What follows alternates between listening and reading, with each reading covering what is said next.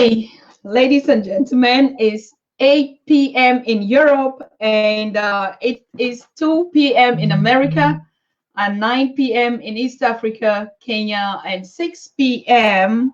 GMT. So we're ready to hit, as we usually said.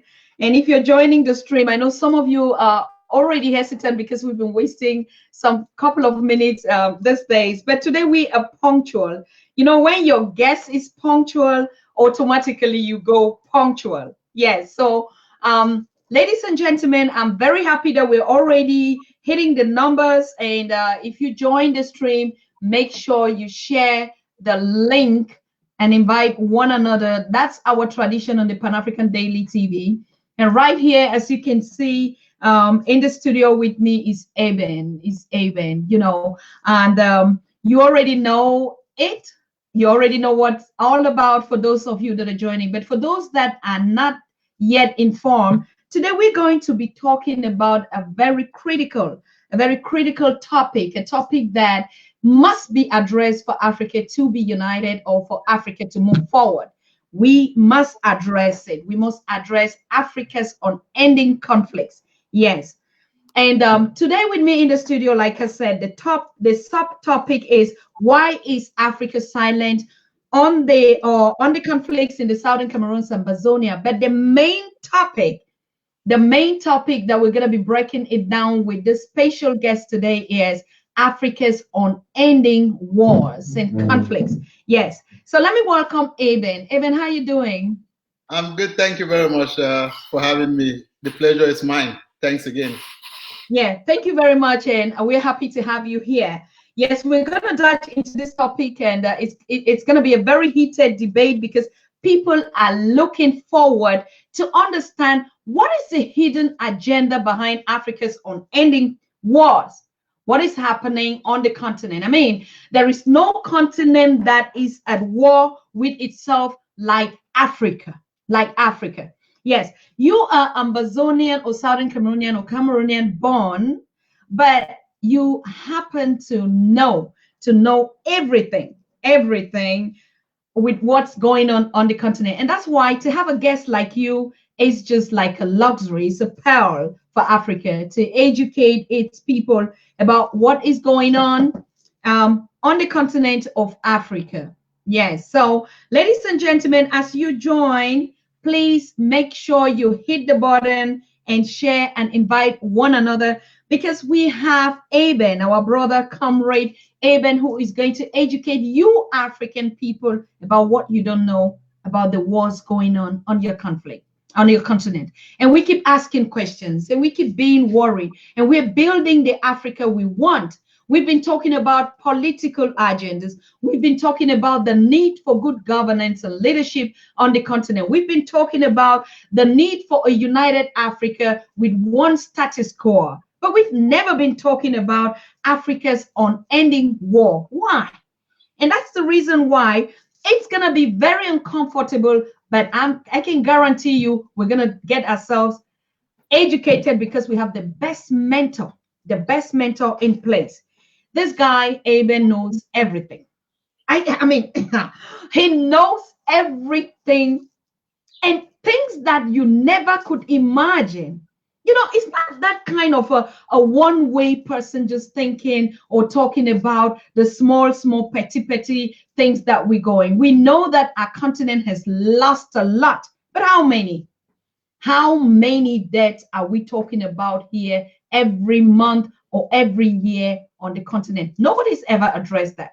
You Africans, you don't have a clue how many people we lost every year because of the conflicts on the continent. I mean, just take the youngest conflict on the continent. We're talking about Southern Cameroon's Ambaonia.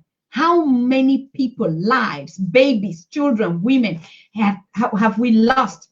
And then generalize it on the continent, and you understand how much lives we lost on the continent every year. So when we go to talk about the Africa agenda, when we go to talk about the Africa that we want and building Africa unity, we should be very aware of how many lives we lost because of senseless and useless conflicts that is being perpetuated by some other agendas that we're about to discover today with Eben. Now, I thank you and I salute all of you. I can see all of you being here. You're already happy, and people are, oh, we're happy to have Eben here. Yes, of course. As you can see, I address him Eben. Now, but who is Eben? Eben says, hi. Normally, people out of Africa know me as Valentine Eben. But we're outdone. We're done with these colonial names, just like me. Nobody's gonna call me Susan again. I rejected it, and you all know I'm Annie. So Eben also rejected this Valentine, and he's called Eben. Yes, but Comrade Eben is a researcher on Ambaonia Prisoner of Conscience Support Network.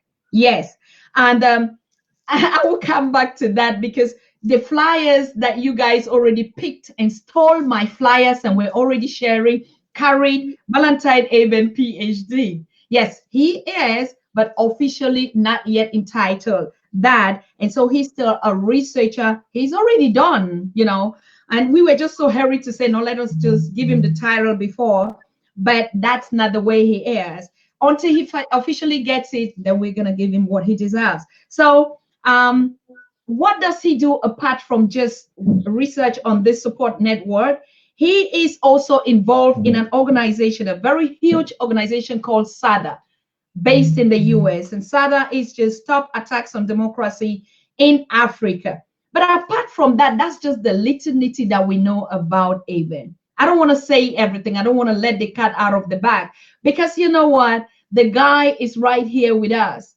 Guys, roll off your sleeves and be ready for your questions, because what you're going to hear today, nobody is ever going to question why our conflicts are unending on the continent. Now the enemy of Africa is going to be exposed to us, ladies and gentlemen. We're going to see him face to face, and we know who has been killing and who is responsible for all these lives, because most of the time we blame even ourselves for killing ourselves without knowing who is actually the killer. Today we're about to expose this charlatan, and all of us will call him by name, and so we'll know who our enemies are. So let me welcome our brother Eben, and I give him the floor because we have a lot to discuss. He has a very long repertoire.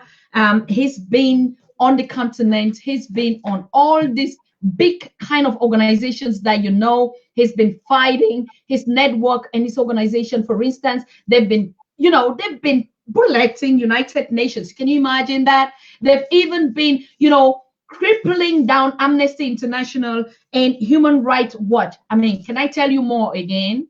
I don't need to even say anything again. Now you know who is sitting in front of you and you're watching him. So get ready. Every question and everything that you need to know. He's not afraid of any bullet.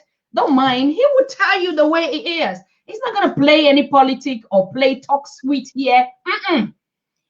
He's the type that will just give you what you need to know and the information that we need to get educated to empower ourselves about Africa's unending wars and conflict, particularly the latest conflict on the continent, Southern Cameroon's Ambaonia. Yes. So let's go. Eben, how are you doing today? I'm good. That was a lot of flowers. I tell you, my face is burning. But this is who you are. I don't even know how to say it because I still don't think that there's still a lot that is going to come up, but that is who you are. Brother, we respect you. We respect your engagement, not only for Southern Cameroon's Ambaonia, but for the entire Africa. Now, because a lot of people were just thinking they're coming here to hear an Ambaonia talk about the conflict on Ambaonia. But little did they know that we don't bring only people to talk about their country's focus ideas, but we're talking about a global Africa and Black people platform, our voices from us, seeking solutions to our own very challenges. And that's why we bring people like you, because you have a general knowledge and a big picture of what is happening, not just the small picture. Yes. So I want to give you the floor. What is happening that Africa keeps losing people? We know about Boko Haram. We know about the conflicts in Chad. We know about the ones in Democratic Republic Congo that is never ending. We know about South Sudan. I mean, what is it that we don't know that you need to tell us today, Eben? Over to you. Thank you very much, my sister. Thanks again to your audience for taking their time to listen to us this afternoon. So as a Pan-African, I know, and I'm sure most of the audience know, and I know that you know, that there's a 400-year-old story about an African that says that the Africans are just, it's called the Dark Continent narrative. It says Africans, they are uncivilized animals just killing one another for sport. They have endless tribal conflicts, and this narrative is so deadly because it helps Europeans to continue justifying and distracting from what is happening in Africa. So for those who are out of the continent, you probably run into this problem. Either people get frustrated because it's like, oh, there's too many conflicts in Africa, or people accept the narrative and then start accepting ideas like, well, let's just allow the French go there and maybe help stop the killings in, say, Rwanda or something like that. So as a Pan-African, I'd like to give Africans a quick picture of what Africa is, despite our history of 400 years of abuse, before I get to any topic that I have to address. So Correct. This is Africa. Africa has produced 23 Nobel Peace Prize winners. I think if we were monkeys would not produce 23 Nobel Peace Prize winners. Africa has the 10 fastest growing economies in the world right now, and the fastest of them is Ghana. For those who care about fast economy as a measure of civilization, there you go. For a Marxist like me, economic growth is not an issue. If you look at what is called the Global Democracy Index, 3 African countries have been amongst the top 5th democracy index, which has been produced by The Economic every year. And that includes, for example, a country like Mauritius have been number 16 or around number 16. Cape Verde has been around number 23. Botswana has been around number 28. Now here's the kicker. The United States have been either 21 or this year they are 30 something. France has been number 29 and this year they are, I think, 28. Belgium has been number 32. What's my point? My point is that even if you take what people call Western democracy, if you get away from the racist narrative and you look at the data, which is what the democracy index is, what the data tells you is there are a lot of more civilized democratic African countries than the so-called fathers of democracy, right? So in that case, then, if we were supposed to define democracy as a great thing, then French people have nothing to teach people from Mauritius about democracy, because Mauritius have always been number 16 or number 17 or number 16 around there, while France has never gone above number 28 in terms of the word democracy. That means Belgians have nothing to teach people from Cape Verde or Botswana about democracy, because Botswana has been around number 28 and Belgium has been number 32. And that means the so-called father of democracy in the world, the United States, has nothing to teach people from Mauritius Islands. The United States have been number 21. I think this year they are, I think, number 30-something. So that is the kind of Africa I'm talking about. An Africa that is proud, that is core to human development, that is advanced, that has produced Nobel Peace Prize winners. But this Africa, that there is a narrative, a racist underpinning narrative of Africa, the Dark Continent. That narrative I don't want to sell. That's why I start by putting on the table the kind of Africa I'm talking about here. An Africa that produced these Nobel Peace Prize winners, that has the fastest growing economies in the world, the 10 fastest, not just the fastest, the 10 fastest are all in Africa.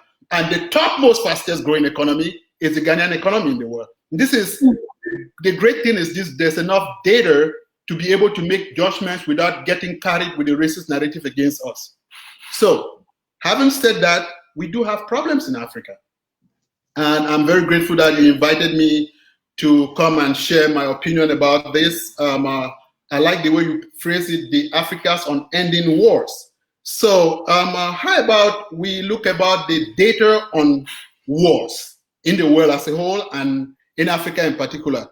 So there are 2 main sources of what is called conflict data in the world.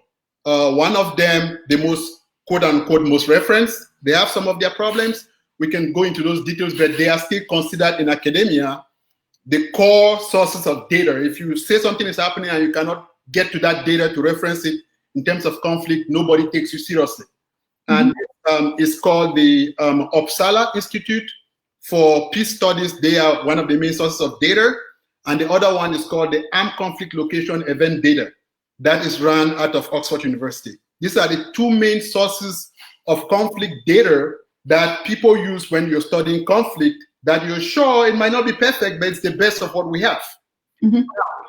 As an African, trying to understand why we have all these unending conflicts in Africa, the first thing that I do first, my starting point, is the democracy index. Since everybody is like, well, you know, Africa has this problem of dictatorship. So the first thing I do is, I have talked about the top of the democracy index. I'm going to talk about the bottom of it right now. Mm-hmm. If you look at the 2017, which was the last two, but the 2017 one has been kind of the what you can call the norm, because the 2018 one went one way and the 2021 is still to come. 2019 one went the other way.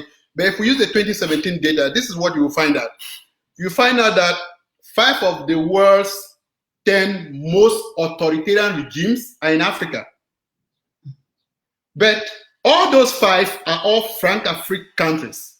What do I mean by Francophone countries? I mean, these are countries in Africa that, quote and unquote, are supposedly independent, but dictionary definition for the end of colonialism does not apply to them. Right? Colonialism, if you look at the dictionary, is this practice where you went to some countries and you subjugated their people using violence to exploit their resources. And so therefore, if a country, whether they have a flag and they have an independence and they're sitting in the UN, if they are still subjected to this kind of exploitation, they still remain a colonial country. People refer to it as neo-colonial as opposed to colonial because of the little difference that they now have a flag, they have an anthem, and maybe they have a black person that is supposedly their president. Now, if you look at that, what you realize is, as like I said, 5 of the world's 10 most authoritarian countries are from Francophone countries. Now, then the next thing is you look at 19 of the first, if you look at the first 23 of them, right? If you look at the first 23 of them, 19 of them are Francophone countries. What that tells you is 70% of the most ruthless dictators in the world are from Francophone countries, right? What am I trying to do here? I'm trying to source the data in a way that we can zoom into Africa's problem as opposed to painting the whole continent with this one mean racist brush as the latrine of the world, right? I just explained the Nobel Peace Prizes that we have from the economic growth that we have. Africa cannot at the same time be the latrine of the world. But we do have problems. And I'm trying to explain so that we start to look at where are these problems coming from. And then we go down to the data of the armed conflict Euclid data. What would show up is that 8 of the 25 major conflicts. So in the world, there's something called, there are 3 major categories of conflicts.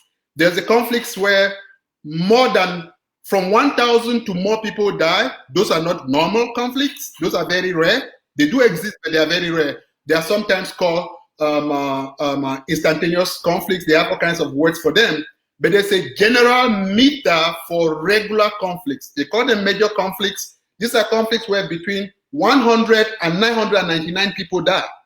That's the framework where the majority of conflicts in the world occur. There are conflicts where less than 100 people die, but this between 100 and 999 is the major. If you look at that number, this is what starts to emerge. 19 of the first 47 of those conflicts happen in Africa. So it's frightful. It's like, oh my God, Africa has 14% of the world population, but they account for almost 40% of the world conflict, almost half if you think about it, when they're just 14%. That's very, very horrible. Except when you start to look into that data, then you get even more frightened. What does it emerge? What you realize is that of those 19 conflicts, 17 of them are happening in Francophone countries. In other words, what you're looking at is that 5% of the world's population, which is the Francophone countries that we're talking about, this would include Cameroon, Chad, Gabon, Central African Republic, these countries that are not allowed to get a central bank. It's not anywhere in the world. There's no country in the world out of these Francophone countries that does not have a central bank, because a central bank is the heartbeat of your economy. It determines your money, how you print it, how you measure your metrics, how you invest. These Francophone countries are not allowed by French military and French politics to have A central bank. So maybe later on, if you have questions, we're going to ask, how did we end up with that? But then what we're in effect saying is that 5% of the population of the world, which is about the population of these Francophone countries, is responsible for 30% of the world's conflicts. In other words, if you were to put off the conflicts in those Francophone countries, Africa will have just 2 conflicts. Mm-hmm. Just 2, not the 19 that we have. And even those 2, if you look closer at them, for example, if you look at the conflict in Sudan, which is one of those 2, you will see how much the French were making money in Sudan. You know, last year, Gladio, who used to be the Senegalese representative at the UN, almost went to jail here because he was helping transfer money from the Chad-Cameroon pipeline and weapons from Central African Republic to Sudan. So in a way, the Francophone still had his hand in that conflict, right? Mm-hmm. And of course, there's a conflict of Somalia, where, of course, we know how the French have gone in and out of it. So, comrade, that's the picture here. Africa's unending conflicts are occurring in Francophone territories. And those territories, and one of those conflicts is the conflict in Ambaonia, right? Mm-hmm. And there are a lot of things when I talk to like you said, I am part of a coalition called the Stop Attack on Democracy in Africa coalition here in New York. And it has become clear to everybody in that circle that at this current moment is a great opportunity for Africa to end French neocolonialism.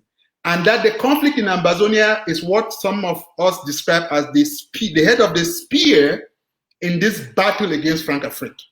Maybe we can talk about that later on. I want to make sure that your audience have more time to ask questions so that we can dig deep into this stuff. But I would leave you with the words of one of Africa's greatest leaders, Kenneth Kaunda. In an interview that Kenneth Kaunda had with the African-American leader, Bill Sutherland, who used to be a leader of the civil rights movement. Bill Sutherland was the person that organized the first global Black people conference in Zambia that brought Martin Luther King and Malcolm X to Africa to meet people like Kaunda and all of those people. I would leave you with this saying. Before I say what Kaunda said, I would like to say your audience should keep in their minds that most of the leaders of non-Francophone countries went on to lead their countries. Jomo Kenyatta ended up in jail against the British. He came out to lead Kenya. Kwame Nkrumah was in jail by the British for fighting for the independence of Ghana. He came out to run Ghana. The list goes on, you know. Milton Obote, Kenneth Kaunda himself was in jail for fighting for the freedom of Zambia. He came out to lead Zambia. But in most Francophone countries, that's not the case. So take Cameroon, for example. The leader of the independence in Cameroon, Félix Momier, was first, Félix Momier, he was followed and assassinated in Belgium. The leader of the independent movement after Félix Momier, you had Omyobe. He was also assassinated. After Omyobe, let's go to Olympio in Togo, for example. He was the first president of Togo. He was assassinated. Let's go to Burkina Faso. The first independent president of Burkina Faso was assassinated. Thomas Sankara eventually was also assassinated. Let's go to Chad. The first president of Chad, who seemed he was going to be independent, minded a bit, he too was assassinated. So this is a picture that starts to emerge. All African leaders that led for independence struggles in those Francophone countries ended up assassinated to be replaced by who? Not people who were fighting for independence, but French neo-colonial card. Every one of them. Take, for example, the Paul Biya in Cameroon, for example, whether he's dead or alive, I don't have that argument to make. I don't have the death certificate. Paul Biya, how did he end up being the president of Cameroon? Ahidjo used to be a colonial officer. He was made president. Paul Biya marched in France against Cameroon independence. He's one of the few people in the world who marched against his own people's independence, ended up becoming the president.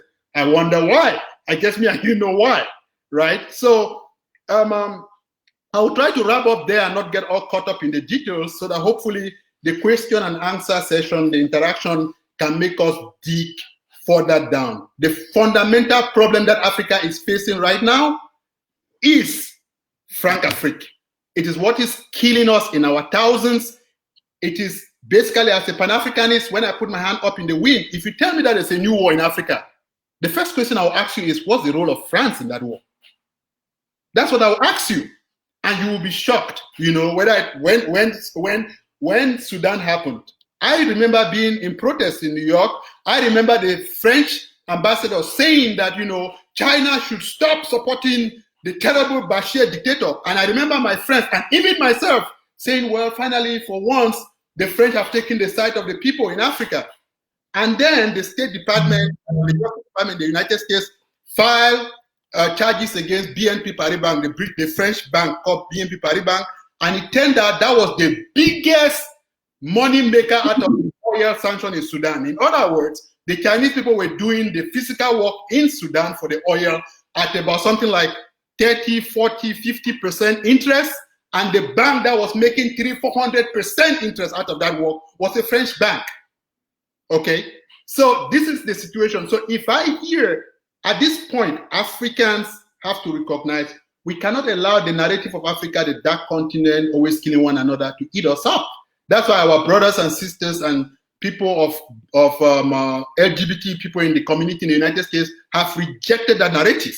That's why nobody say, oh, you know, for a long time they say, you know, the African Americans, if they just try to be nice, they will get their way. If they just work a little hard, they will get their way. It's become clear that there's a systematic effort to put them down. Now in Africa, the French have maintained a systematic situation to put us down. And I will conclude with Kaunda's words so that we can get into the question and answers.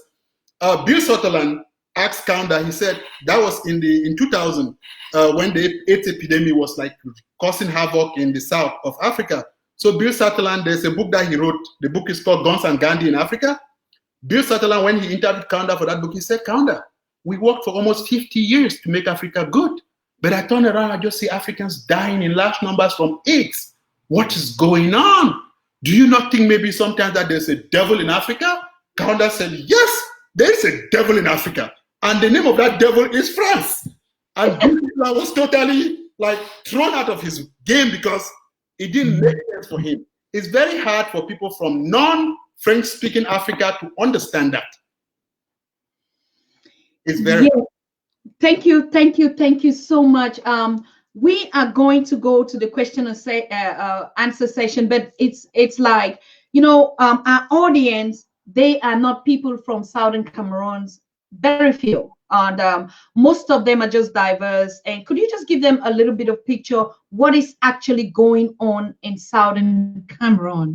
I mean, now we know generally 17 conflicts out of the 19 are fought in the French African countries, which Cameroon, unfortunately, is the youngest and the latest conflict. And we've been asking what the hell is happening and going on in Southern Cameroon for more than 4 years going, or 3 years, since 2016. Now, could you just give a little bit of just a presentation on the situation, how we got there, and where are we now, and probably what solutions, like you're saying, until we kick the main actor, we can move forward. Over to you. Thank you very much, my sister, again, for this wonderful facilitation. So let's look at the problem in Ambaonia. Ambaonia, as an Ambazonian activist, what I see happening right now in Ambaonia is just a continuation of colonialism as we experienced it. Just a second, let me explain. So the first time Ambaonia first got colonized, in other words, where a European group came and set tent in Ambaonia and pulled guns and fought with the local people until the local people could not defeat them and decided to run over the local people. Ambaonia had that experience for the first time in 1858. That was under the British, that was the launch of what became known as the colony of Victoria in Bimbia. And the argument that Afeseka gave at the time for wanting to subjugate Ambaonia was, you know, this is right in the Gulf of Guinea. We want to set up a Christian base here so that we can be arresting ships that are carrying slaves, because quote unquote slavery has ended in the quote unquote Western world. Every ship that tries to carry slaves from the south of Africa and try to take them to Europe or from the Gulf, when they come to this part, we're going to arrest the ship and then we're going to free the slaves. That was the argument. That was the first colonial experience of the people of Ambazonia. That's why there's a question. What is it about Ambazonians? Are we just not fit enough to be humans that everybody else has to define what happens to us? Or, like the president of Ambazonia in jail said, we are not nation fetish. We don't want to be a country just because we're supposed to be a country. But we are saying that if the only basis for any people under the sun to be a country is a historical accident, and that historical accident applies to us, then we are either equal to everybody else and supposed to be independent based on the historical accident, or we are less than humans. So our first experience is 1858. After Afreseka left, Afreseka did not leave, by the way. So after about 20-something years, in 1887, 26 years, in 1887, the Europeans were trying to stop a war in Europe. Germany had just become a country. Before then, there was no Germany. They were just little German tribes in the middle of Europe. But you had France, which was a big country. You had Britain, which was a big country. You had Belgium, they were big. But you had these little German tribes. And Bismarck just put them together. And suddenly, in the middle of Europe, you had this big country. And they didn't want to go to war with Germany over resources. So they decided, okay, everybody please contribute a little bit of colonies. Let's give the Germans. In other words, contribute a little bit from the Africans that you are exploited. Let's give the Germans so the Germans can exploit to build their economy, because everything you see called capitalism started in Africa. It started from the African blood. It is slavery that created the seed of modern day civilization. It is the fact that the African worked for free to build railroads. The Congolese produced the rubber that was used to wire Europe and to wire the United States. Without wiring, there would be no electricity. Without electricity, there would be no high buildings. Without elevators, there will be no cities. Without rubber from Congo, there will be no bicycle. Without bicycle, there will be no car. Without cars, there will be no train. Anyway, so Ambazonia, let's go back there. 1887, Ambazonia got handed to the Germans, like a colony in this arrangement between the British and the French and every colonial master at the Berlin Conference to calm the Germans from getting into war. And so this is our second experience of colonialism. We got handed to the Germans. Of course, our people never accepted the initial colonialism.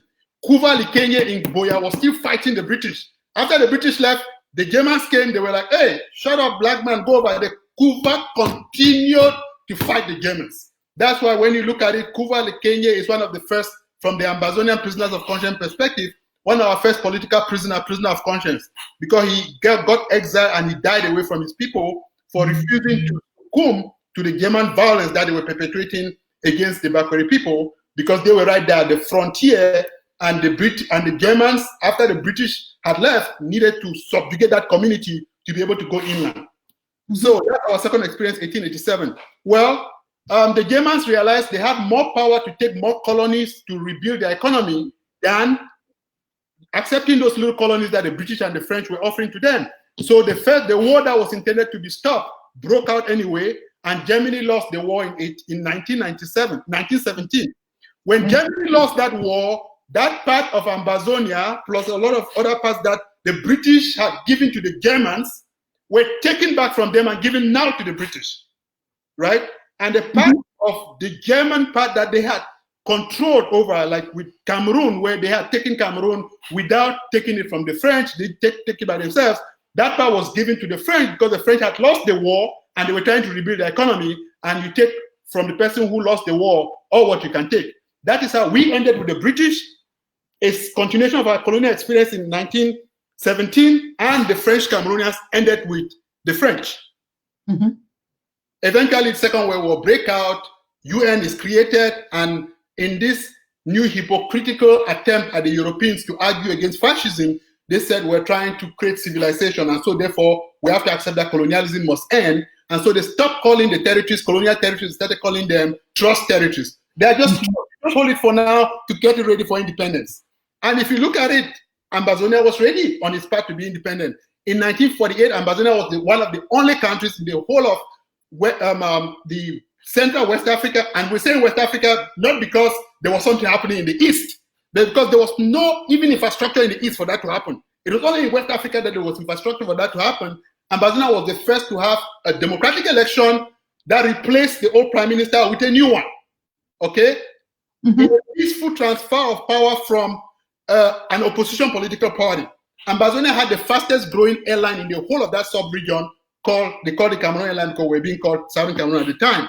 Ambaonia had mixed both English legal system and our customary law system to create a legal system that was the envy of the whole area. Even the Nigerians started copying from the Eastern state about the structure that we had developed to integrate what you can call the only little benefit that we got from colonialism, despite all the exploitation and theft and abuse, to our culture to create a legal system that could benefit our people, and education, which up to today, you are in Europe, I'm in America, we are still fighting up to today for parents and teachers to participate in forming education policy. Guess what? In 1950 something, in Ambaonia, the PTA was the main source of education policy, right? So that Ambaonia that was already on the verge of becoming independence, and the French, like I explained before, Cameroon was a French neo-colonial republic. They killed all the leaders there, and Cameroon became a neo-colonial republic under France. But this is another funny thing. Britain left Nigeria to go to the Middle East because the economy had changed. You have to remember, before 1945, the economy was tropical food crops led. In other words, Africa was the source of the heartbeat of the world economy. Everybody needed rubber, everybody needed cash crops from Africa. But by 1945, everybody has used the rubber that they were getting from Africa to build planes, build cities, build cars, and everything. So the economy was going to the next step to fuel that. And so oil became the new thing, driving the economy. And so everybody was moving to the Middle East. But France could not go there because they didn't have real territory to control except Lebanon. So Britain decided that they can at least hold to oil in Nigeria. So you had Nigeria, where Britain held into oil by manipulating the elections of Tafawa Balewa to be the first president there. And you had on the other side, Cameroon, which was controlled by like a French neo-colonial republic. And there was this little territory in between those two. You have to understand this very important part of our history. Yeah. Ambaonia is the only place in the world where the first Pan-African solidarity meeting to defend your brothers and sisters by arms happened. In other words, while the Francophone Cameroon was the first place where people took up arms to defend themselves against colonialism, the UPC, in the other part of Africa, the Nkrumah had led the labor union fight over there, but those two had never met. When Nkrumah finally started training people from West Africa on how to free themselves and support training and money and everything, they had not figured out how to do it in West Africa. Guess where they held that meeting? In Ambaonia. That was when Nkrumah and Sekou Touré met to decide how are we going to expand African liberation, where it is not just talking about West Africa, it's not just talking about East Africa.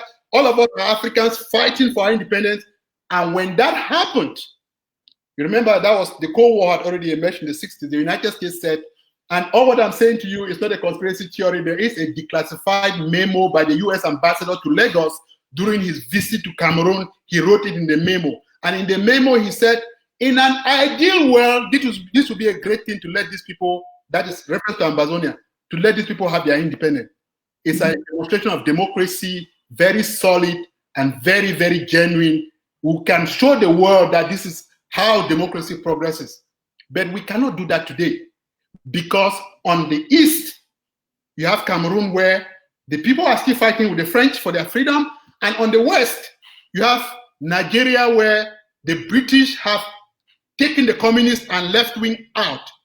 And he said, if we allow this territory to get independence, the communists, which was part of the UPC, but also the Eastern Bloc, which was supporting the war in Angola for Angola's independence, the war in Zimbabwe for Zimbabwe's independence, ANC for South Africa independence, and even to a certain degree, Nkrumah. So the Cold War had become brought into the center of our struggle and said, we cannot let them, if we let them get independence, this will become the battleground. This will be the place where the communists, even if they didn't exist in Nigeria, they will use it as a place to fight back our oil control in Nigeria and to fight Cameroon so that Cameroon, they can really get real independence. And that would advance African independence. and democracy and power. And so that is the situation of Ambaonia. And so what then happened? This is another paradox. That is 1960. All of us are talking about Pan-Africanism. Our fathers, our mothers were ready to ignore the historical boundaries that created Ambaonia, to build a new Africa based on our brothers and sisters from Cameroon. The thing that our parents missed was that Cameroon was not run by Cameroonians. That's the thing that our parents missed. Our parents looked across the border and saw black people like them, and they decided all of us were brothers and sisters. We can create a new Africa and all of that and all of that. Our parents bought that narrative. That is why Nkrumah and Sékou Touré used our territory to mobilize to support the UPC, who were being massacred next door. Mm-hmm. And because our parents missed that part, if you read the work of Fallon would argue that even though it is like that, if we join them, we'll be able to undermine the French domination and eventually free this bigger part of Africa. And of course, when you read the memos of Fallon, eventually at some point, Fallon will realize, no, it's not going to happen. The French are so determined to keep the situation that Fallon will start writing memos to people, hidden memos, and eventually some people will argue that people knew that once he break with the narrative, it was going to just be bad. That's why if you look at Dinka will tell you that some of the issues of highlighting the word Ambaonia came from Fallon, not from him, right? Even though Dinka was the first person that made it public and all of that. So that is our story. That's how Ambaonia ended up becoming what we're fighting for. Is not the brothers and sisters over in French Cameroon. That does not mean that some of them have not bought the narrative of their being superior more than us. We are fighting the French neo-colonial regime in Cameroon. That's what we're fighting. Not the brother next door, not the Bamileke, not the Bassad, not the Wondo. We don't care for that. And I reject the argument that is being made. Well, you know, there are some Douala people in Yaoundé and there are some Douala people in Manfé. That doesn't create, and it doesn't make any case for me. You live in Europe. There are some Germans in France and there are some in Belgium and there are some in Italy, right? There are some in Switzerland. The fact of the matter is that the political machinery of the state today, I am an anarcho-syndicalist. I don't believe in state power because I know state power has been used to reinforce the power of those who have economic control. But right now, at this present moment, part of our liberation as a people, if we are able, Ambaonia is able to break away from the French neo-colonial republic, Cameroonians will focus on freeing themselves from the French neo-colonial republic. The problem is we have become a distraction for Cameroonians to not fight for their own freedom. That's why Kamto would rather twist himself and say, well, we need to be together, instead of focusing on freeing his own people. And that's why some of us in Ambaonia have said to Kamto and all the other people who claim to be activists in Cameroon, you want to free Cameroon? Then be an advocate for freedom. Let me show an example. When East Timor was fighting for its independence, people in Indonesia believe that East Timor is part of Indonesia, the same way Cameroonians believe that we're part of their country. But the honest activists knew that East Timor was not part of Indonesia, and they were able to respect them. And so they created a coalition for the independence of East Timor and democracy in Indonesia. And that coalition was what broke Suharto's regime. Because Suharto could not make the argument to mobilize resources that, oh, it is those people trying to break the country. Because inside East Timor, inside Indonesia, that has happened. So we are advocating to French Cameroonians who believe that they want their freedom and accept that we are humans. And so therefore, if there's a historical basis for them to exist as a Cameroon, then that same historical measurement should be used to test if that justifies our existence. In that case, we can create a coalition for democracy in Cameroon and for independence in Ambaonia and democracy in Cameroon. I am a Pan-Africanist. And that coalition would break the control of France, not just in Ambaonia, but also in Cameroon. Now, what I will not accept, and what a lot of Ambaonians will not accept, is the logic that some Cameroonians are having, that we are going to die and bleed, and our parents are going to stay in the bush, and our children are going to be delivered in the forest with big heads and die of disease, and our brothers and sisters are going to be shot in their bed, and 4-month-old babies are going to be pumped 10 bullets in their head, and they're hoping that after that they're going to get an independent Cameroon. It's a joke. And this is why. They're going to be two things. Either they're going to join with us and we're going to free Ambaonia and they too are going to get their own independence. Or if they wait, as I see some of them waiting, that we're going to fight the regime and weaken the regime, and then they are going to come and be the new lords of us. This was going to happen. I don't know if Pobia is already dead or alive, but let's assume that he's still alive, or let's assume that he's dead, whatever assumption you want to make. What will happen is that Kamto is thinking he can make the argument to the French that he is the best person to rule both territories. We have learned and understood that the thing that broke the back of apartheid was not how much the ANC fought, was over here in the United States. That is what the last apartheid president of South Africa, Pete Botha, said. When the United States sanctioned us, it was over. Britain's support did not matter anymore. The French economy is going to contract 15% after COVID-19 is over. At least, maybe more. So France does not have the infrastructure to hold all of its military bases all over Africa right now that it is using to oppress everybody. So if we Africans, like we're doing in SADA, we are supporting the brothers and sisters in Congo who are trying to fight for their rights. We are trying to expose the games that are being played in Central African Republic and Chad. If Cameroonians does not join that network, what will happen is that after it becomes finally accepted that probably has no way that the French need to move on, like now the ambassador is acting like the president of Cameroon, there's going to be a massive war in Cameroon between the Northeast and the Southern. I'm not wishing that, but if you are a political observer and you're looking at the data, that war would happen. The only thing that will stop that war is if there's a clear alliance of forces for democracy that does not end at the border of Francophone identity. If Kamto and the rest join us, they will be both free. If they don't, the first thing that we're going to do here in the United States, Kamto is hurting their political prisoners. A few months ago, their political prisoners were being mentioned in the bill in the Senate. Right now, it has been taken out. Why?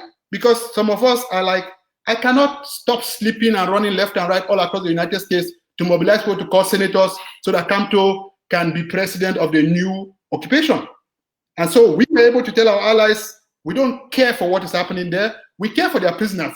Ambazonians, including Ambazonia prisoner of conscience, have paid lawyers for Cameroon students that are in jail. If you check with them, we believe and care for their rights as prisoners. We believe and care, but we refuse to be exploited, for the blood of our people to be exploited for some new despot or stooge for the West. I'm sorry, I went on and on and on. I'll stop there and take the questions, my sister. I wish you would just go on and on and on, because like it is so interesting, and you see your audience are grateful for this education. I mean, I'm talking about your audience in South, in East, in the Caribbean. Everybody is just like, wow, I wish every African is listening to this kind of lectures. And I'm happy, Eben. And before I even go up to talk about a taking question, I am really grateful, because this is not going to be the last time that we have you here. I mean, all our followers and Pan-African Daily TV, Pan-Africanist, know that when we get one, we are never going to let them go. So what am I saying? I'm saying that you have come to stay, to lecture, to educate the African people on the solution that we have been looking for centuries. How can we stop these wars on the continent? The economy of Africa can never grow, no matter what kind of influence, no matter what kind of agendas, no matter how Susan Tatah will sit here and crack his neck and say that we must unite it. I am really convinced that with the existing conflicts on the continent, we are going to go nowhere. And now, but the problem that I always had was, who is going to tell us the solution? Who is going to, first of all, educate us who the enemy of Africa is?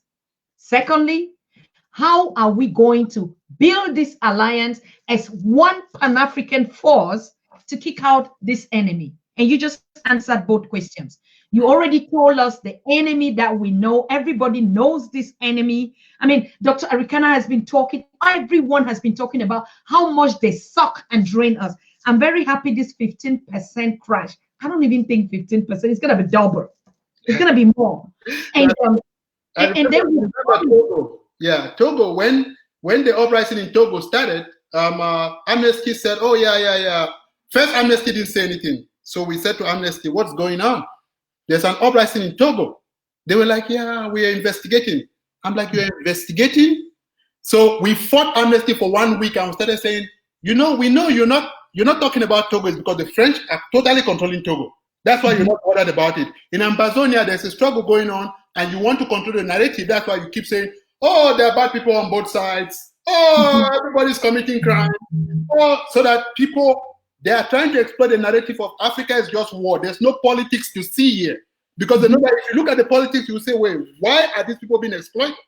After a week of campaigning, Amnesty had to issue a report that, oh, this is what they said in Togo. Oh, the protest in Togo has gone violent. So I called them, I said, like violence falls by rain. The government soldiers have killed protesters. How about you write that?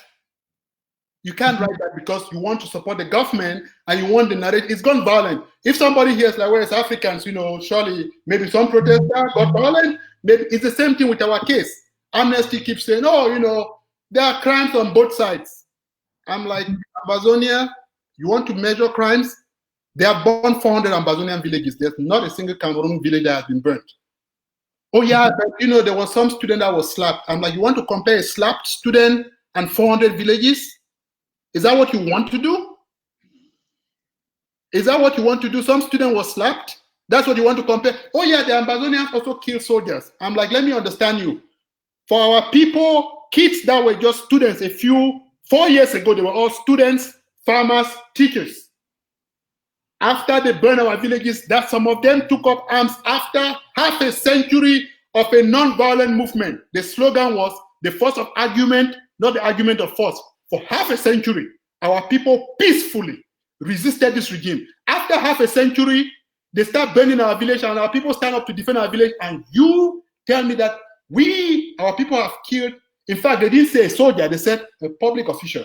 And that was all attacking using US lingo, because in the United States, when you say public official, somebody thinks it's a post office worker. And because we were campaigning here for sanctions against Cameroon, so that some American politicians who don't know the details will be like, oh, you kill post office worker? No. I'm like, Amnesty, say a soldier, so that people know what is happening. People who burn 400 villages, one of them is dead. Say that. Sorry, my sister. I just jumped there because you got that. You don't need to be sorry, brother. You don't need to be sorry. That's why I'm hosting you here, because there is no African that comes on the Pan-African Daily TV and is apologetic. We are not apologetic. That's not going to happen. So it is all right. It is all right that we do it. Now, let us just drink some water. Let me drink water. Let's calm down because we have a lot to do. Let's not just go over emotions. Because when we take emotions, we're going to lose a lot. Now, I want to get my head cool. You get your head cool. Now we know who the enemy is of Africa. People, did you just hear this? I mean, let me just give you the biggest keywords that you need to take home with you today. Number one, you know who Africa's enemy is in its unending conflicts and wars. You know it already. Number two, now you know that out of the 19 active conflicts, 17 are controlled by this enemy, French African countries, backed by France. Yes. So number three is, so there are only 2 conflicts on the continent. People, how come? I mean, 2 conflicts. We're talking about South Sudan, which they are still even engaged. Let's not get that wrong. And Somalia, which of course these are warmongers. They're warmongers. They're everywhere. It's visible. Now, the way forward, before I open the lines, you should be thinking about this. If you're not yet annoyed to the point where you have to dash a call here, just stay calm. Just stay calm. Because this is one of the challenges that we've been talking about. Why is Africa not having a seat at the United Security Council? what is Africa Union talking about this? What is the United Nation doing about this? But who is Amnesty International? Who are the Human Rights Watch? Brother, please just give us just a little bit of a big picture on who this are. Thank you very much, my sister, for highlighting that. So, as Africans, at least I was born in Africa and I grew up, and I was told that, you know, Amnesty, Human Rights Watch, they are the voice of the victims, you know. And this is not to say that they don't do that work sometimes. But what I'm saying is that sometimes they go the other way for reasons including bribe and racism.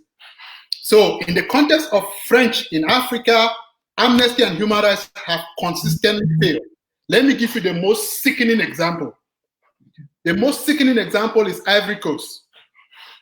Ivory Coast had a crisis that was totally triggered by the French rejecting the idea that the Ivorian president, democratically elected president of Ivory Coast, Gbagbo, is about to break loose from everything the French had pushed on the country. For example, Gbagbo said, any country that is going to supply us what we need based on the better price, we're going to buy it. Any country that's going to build bridges for us at a cheaper price, we're going to buy it. Gbagbo wanted to build a bridge in the capital. The French said, no, you have to give that contract to us. Gbagbo said, you cannot get the contract because you are charging too much money for too less work. And we have a history that you have had contracts before without respecting the contract. France started a war against Ivory Coast. They brought people from Burkina Faso to come and fight Ivory Coast. Eventually, this is how that war ended. Thabo Mbeki was a retired former president of South Africa. African Union, under the urging of the UN, brought Thabo Mbeki as a mediator. Thabo Mbeki, even though the situation for elections were very unstable, he convinced Gbagbo. He said, brother, me and you, everybody knows that you're going to win this election. Just hold the election so that these stupid white people can leave you alone, and then you can get back to building your country. Because you have to remember, as people don't seem to realize, Ivory Coast is the second fastest growing economy in the world after Ghana. It only started sliding now, and all of that because of the things that Gbagbo did, all the infrastructural changes. He created healthcare. He created all kinds of things for his country. The French didn't want that to happen. So the French decided we needed to take Gbagbo our guest on the basis of what Gbagbo was overthrown. First, there was this election, and then they convinced Gbagbo. This is, how do I know that? Thabo Mbeki was so angry, he wrote an article about it. Thabo Mbeki was so angry at being used for this game, he wrote an article about it. The article is still online on the paper called Foreign Policy Magazine. Google Thabo Mbeki and Ivory Coast, and you will read his anger at what happened to him. So they fooled Mbeki, and Mbeki went in there and said, oh, please, just allow the election. When the elections happen, before the elections, they have accepted that it's the Constitutional Council that announced election. But the French had already had a plan. So the French told the head of the election committee to announce the election. He announced the election. When the Constitutional Council announced it, the UN representative supported the election committee, even though legally it's the Constitutional Council. Suddenly everybody was like, oh, you know, and then this is where the kicker comes in. And then Human Rights Watch wrote a report that Gbagbo's people were committing international crimes. And the UN authorized the operation that would eventually lead French troops to go and overthrow Gbagbo and take him to the International Criminal Court for crimes against humanity. God. Gbagbo was locked in there for 10 years without trial. Think about it. He was in jail. The president against him, who was fighting him, was in charge. So you would think that that president will open up all research so that investigators can get all the evidence they need against him. He had France support. France was supporting the regime in place, Ouattara. 10 years of trying to dig up evidence to support what Human Rights Watch said was going on. And more than 60 million European Union money from the International Court, paid for in fact by US taxpayers through the UN, was used for that investigation, and they couldn't find the evidence to prove that Gbagbo did anything. But this is what, he was no more president. That's what the French wanted. After 10 years, the case was thrown out. 10 years based on a claim made by Human Rights Watch. The case was thrown out. You would think that the UN would say, oh my God, we made a terrible mistake. Ivory Coast, you need to get a new election so that the right person can get back into office. The UN is like, we don't know what happened. Don't get us involved. And so Ivory Coast is being run by an illegitimate regime. That the International Criminal Court could not prove that Gbagbo had committed the crimes. But this is the kicker. Thousands of Gbagbo's followers were massacred by Guillaume Soro and Ouattara's people who were sponsored by the French. So the question for all African activists, all Pan-African people, or everybody, every malinated person under the world, under the sun, is what are we going to do about this? We can accept the narrative of, oh, it's Africa, they kill one another, they're all driven by tribalism, it's all in their blood, and there's nothing we can do about it, too many wars. Or we can look at the situation in the face and do what our ancestors did when Nkrumah and Sekou Touré were able to come to Ambaonia to plan support for the brothers and sisters in what was Francophone Africa. Thank you. Thank you very much, brother. I think you deserve a break. You deserve a big break. And now we're opening the lines. Ladies and gentlemen, it's one of those Saturdays that all of us are not going to get a drink after this. We're going to be thinking, what next? Now we know who, and we even know why. And we know now the issue is how and when. So the lines are open. You call, give a suggestion. What do you know? I know. What do you know? I don't know. Or what I know, you don't know. Good. So we have the first caller coming in. Hello? Hello? I'm from Kenya. Yes. Hello.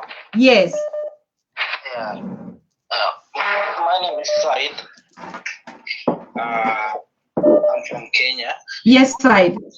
Contributing to this issue is that one of the problems that we have is that we are having some programs in the leadership areas. That's why they're being used by these people. Okay. We are being used. They are the ones that have been used to manipulate the people, and they are the ones taking advantage of the resources. So I appreciate your show and your support in terms of the enlightening the youth on these issues.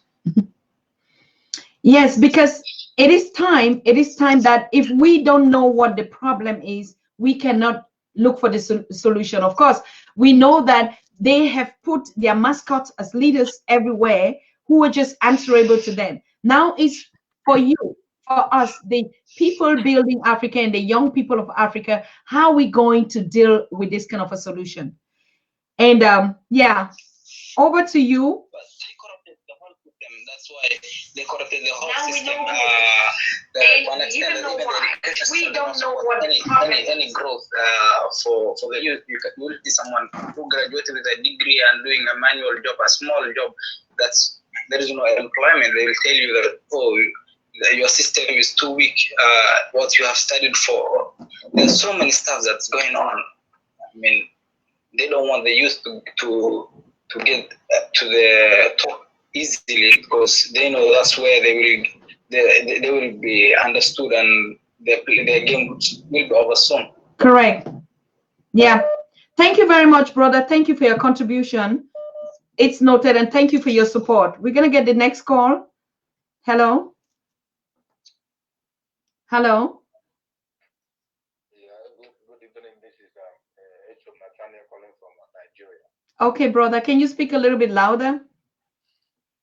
Yeah, this is eto'o calling from Nigeria. Okay. Yeah, my contribution to the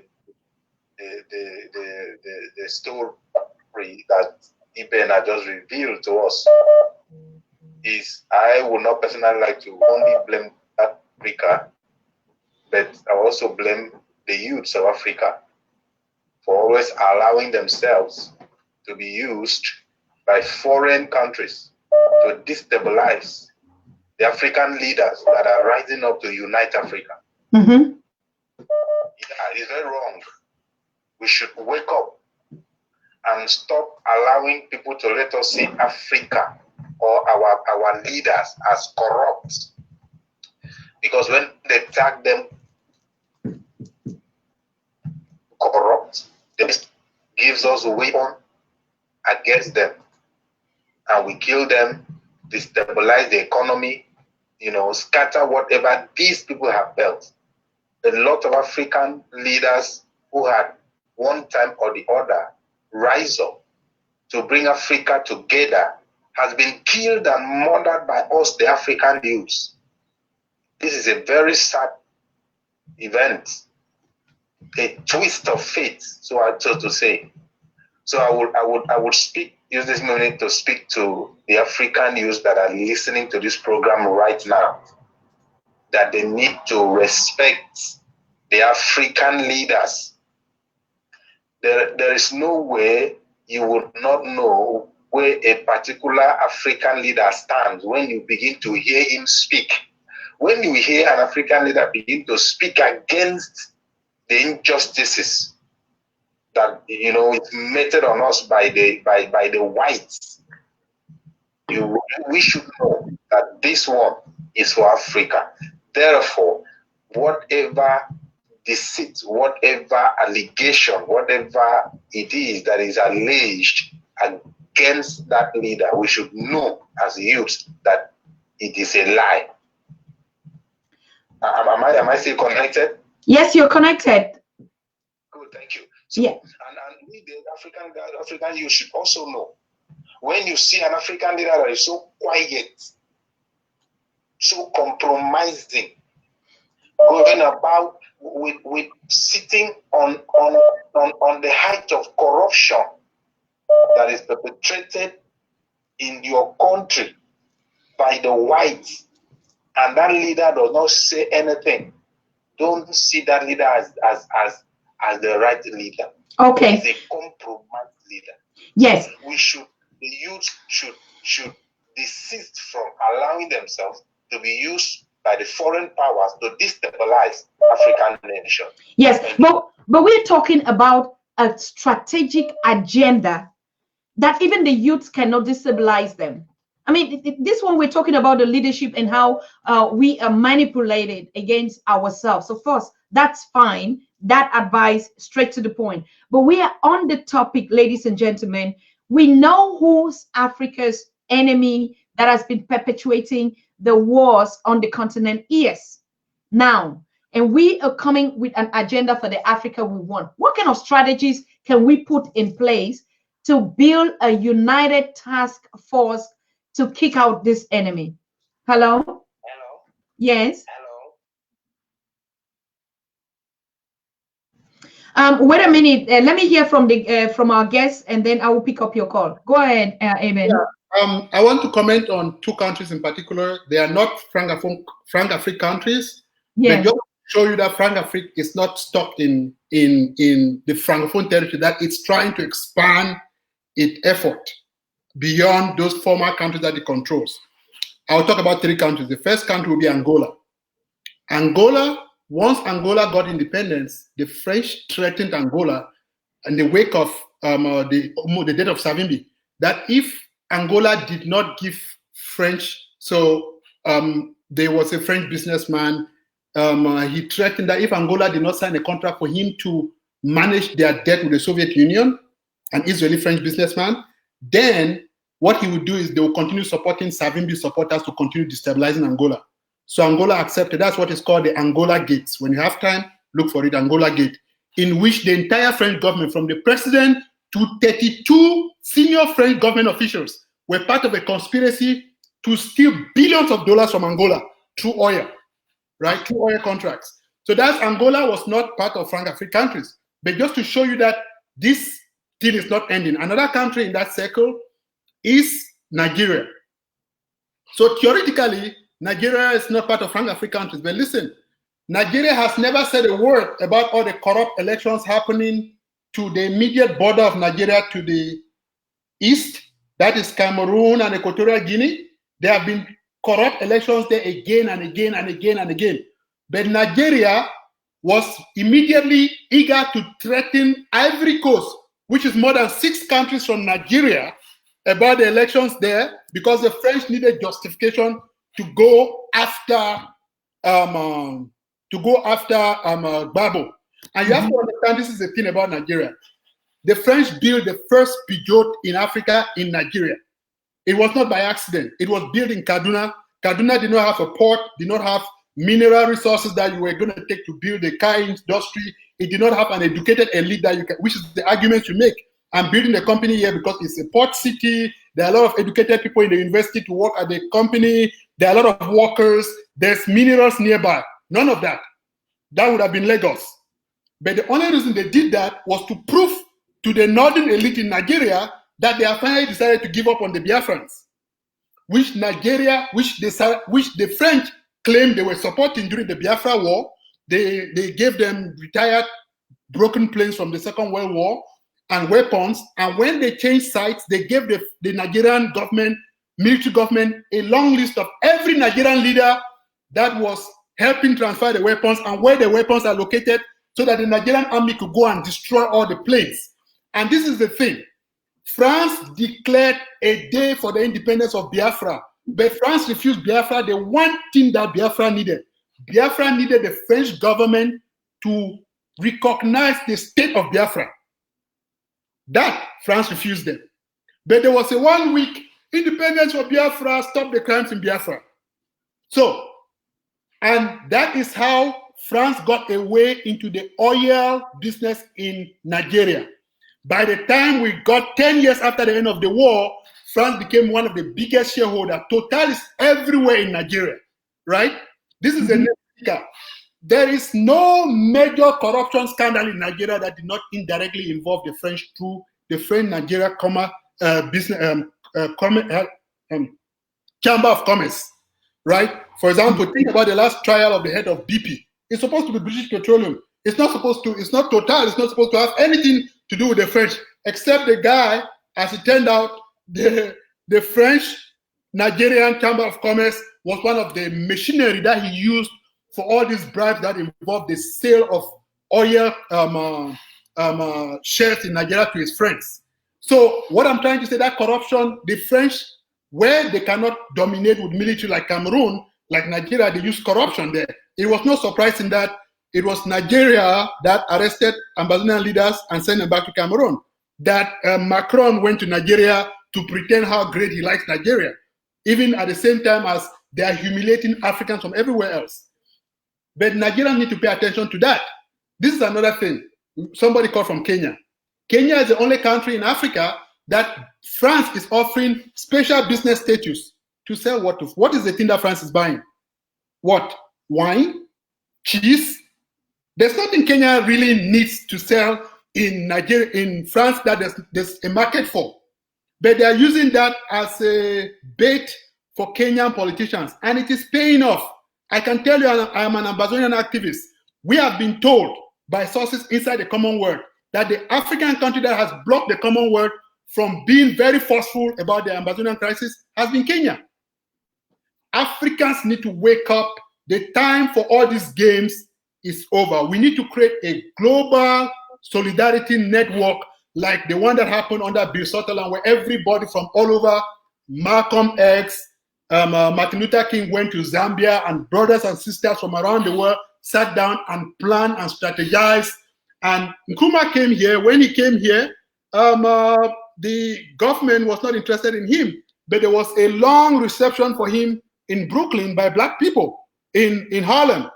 We need to build a global solidarity that makes us educate ourselves of what is happening in the continent beyond just our country. It's hard, but we can do it. And the perfect example is South America.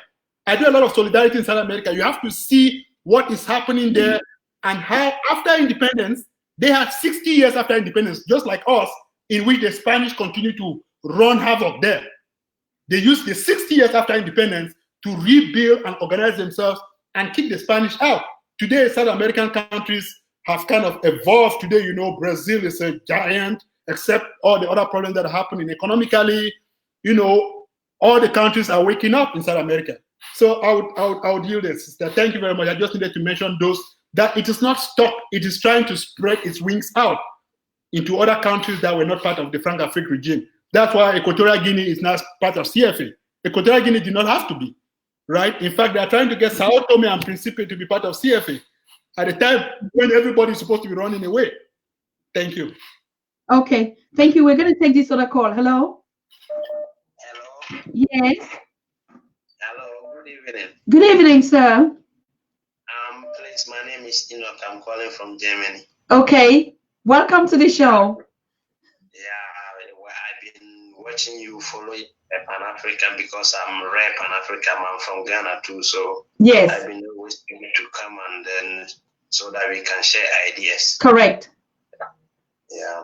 I've been listening, and my senior brother, and everything he's saying is correct. And mostly for me, we have to go back and listen everything because it's history. We are living the history, you know. Mm-hmm. Because even if you look everything, they use history to write everything, and even we have everything across museum.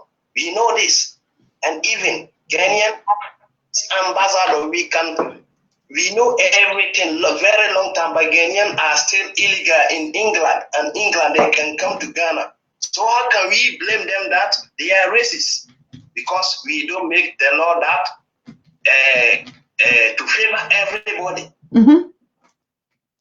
And then our second thing, our problem is African Union.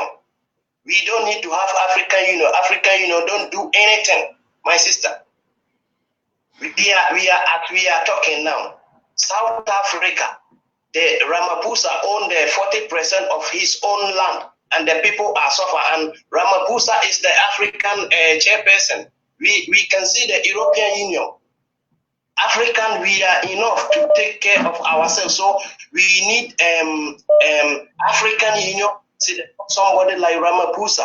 Ramaphosa cannot even take care of his own land, and he's the person who are talking to who are the representative of African or to control African.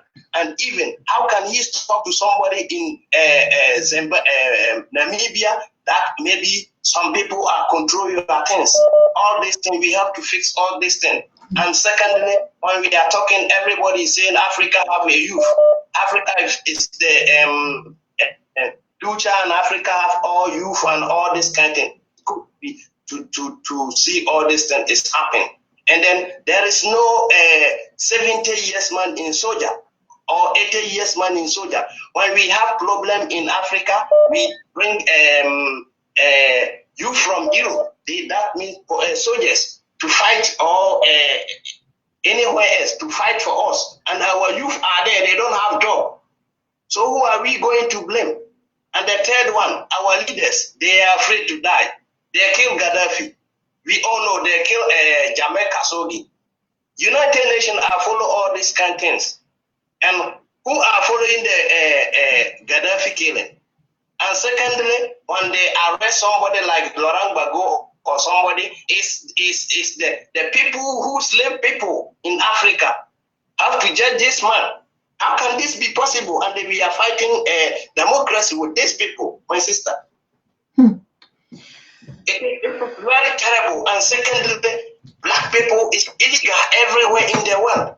If you come to Germany here, go and watch. My sister, you can watch and see the building of Ghana Embassy. They have 2 buildings. Can build many schools and many things. We know they kidnapped 2 guests, Canadian guests in Ghana, about before ending of this year. We know what the embassy, the Canadian embassy in Ghana, do about these people. My sister, everywhere, not in Germany, not in Holland, not in UK, everywhere across here, you will see people, they are fighting to work 10 years, 15 years. Even the Bible that they brought to Africa, the Bible says the hand that don't work cannot eat, my sister. And then, and yet when you that 10 years 20 years. When you are 60, 50, you cannot work. They give you the document. And meanwhile, you have family. You left family at home. And secondly, they are saying, they come slow way and all this kind of thing. Sister, we know all these people live in South Africa. We know the day that they go there. Which airport do they land? Which visa do they use and go there? And even they own land and they kill people. It is okay, it is normal. But we have to respect human beings. That's true. Thank you for your contribution, brother. Yeah. Are you done? Yeah, it's good. I know many people want to come on the line, so I thank you for your good job. We always support you because we want to bring human rights and respect black people because we are human beings and we have to learn our history to know who we are, my sister. Yes, that's true, brother. And we thank you too for your support and your contribution. Yes, thank you so very much. Yeah.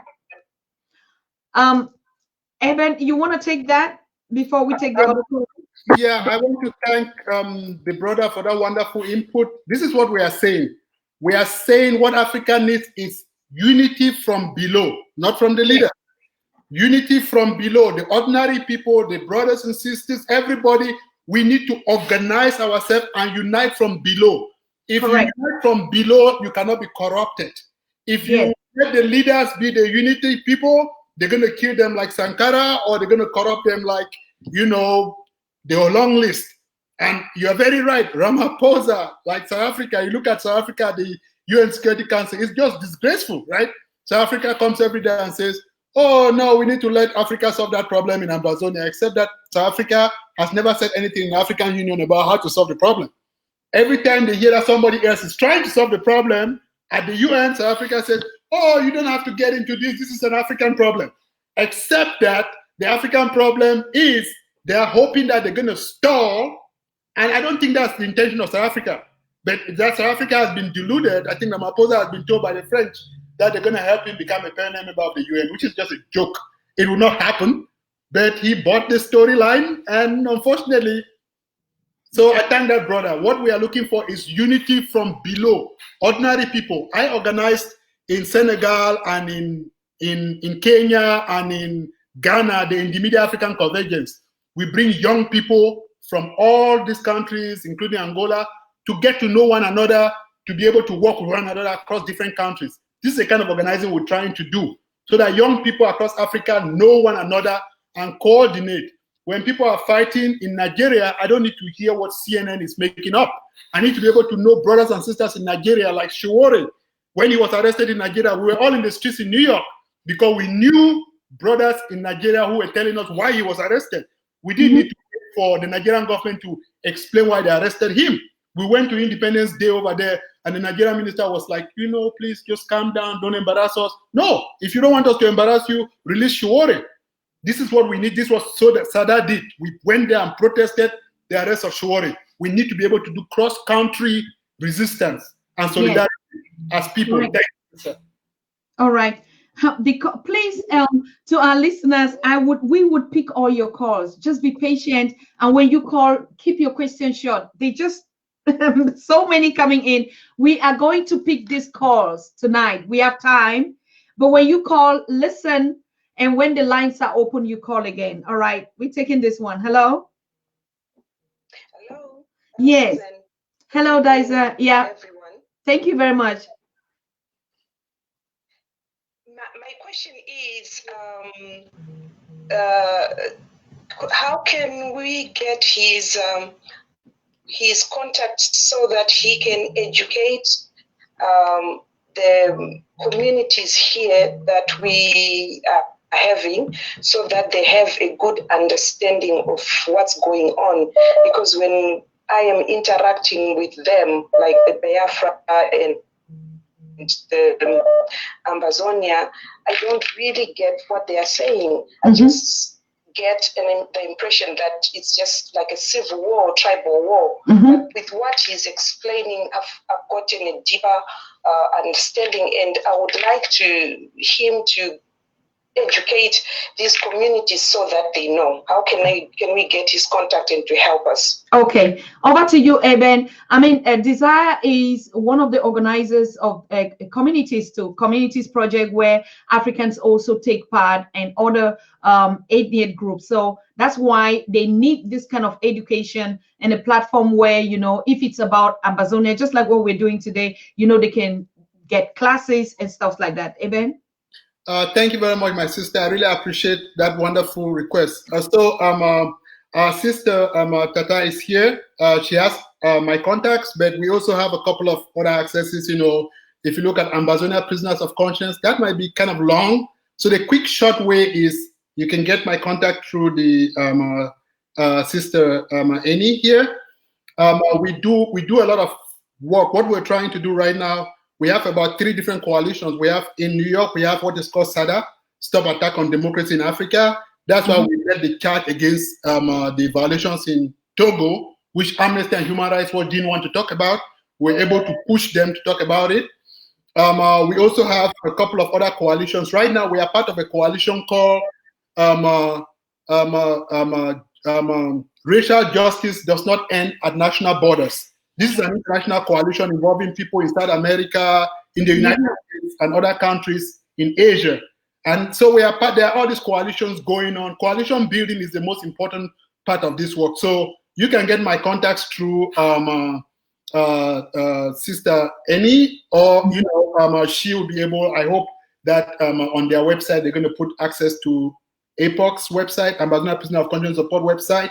SADA's infrastructure is still going on. We have a coalition called Global Initiative to End Cameroon's Colonial Conflict.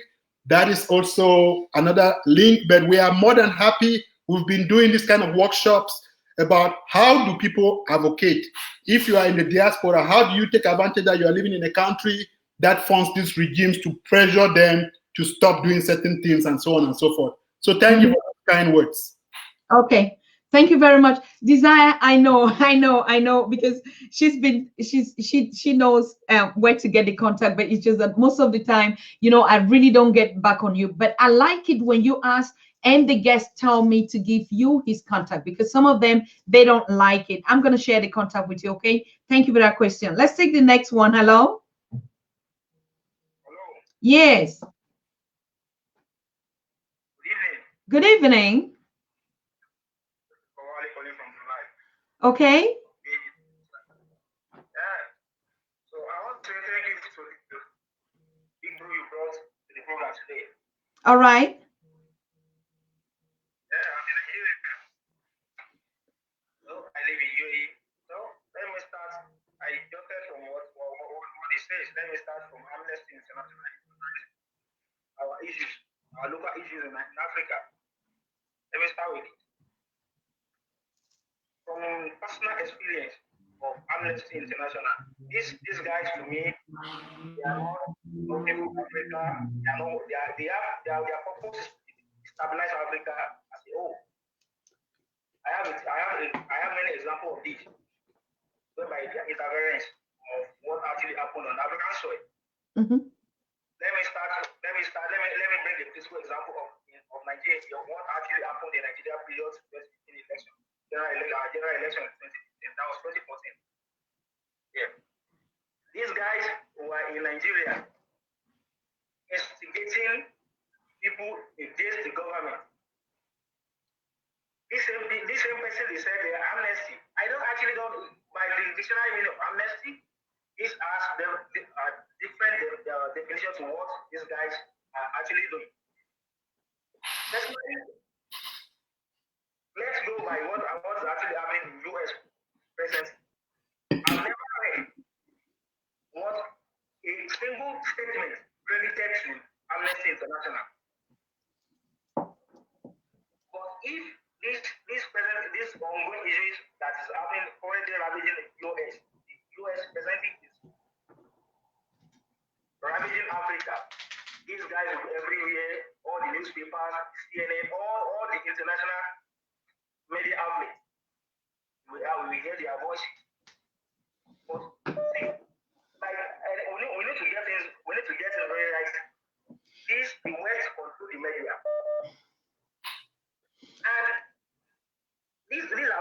this is one of the major problems we have in Africa. Mm-hmm. Do we tell our own story? Do we actually tell our own story? No. Oh. These guys write our story. Okay. They still write our stories for us. We read what they write about us. We believe in what they write more than what Pan-Africanist wrote. We have books that was written by Pan-Africanists, from Mandela's and Post, Nkrumah and everybody. But okay, for example, now in Nigeria there is no history. The eradicated history has been eradicated from Nigerian curriculum, educational curriculum. Then how do we expect Africa to learn their history when in that of the so-called diet of Africa eradicated history from their curriculum? How do we learn our history? Then we have no option than to listen to what these guys are saying. Whatever they portray the African, when your history is lost, you cannot say anything about your history.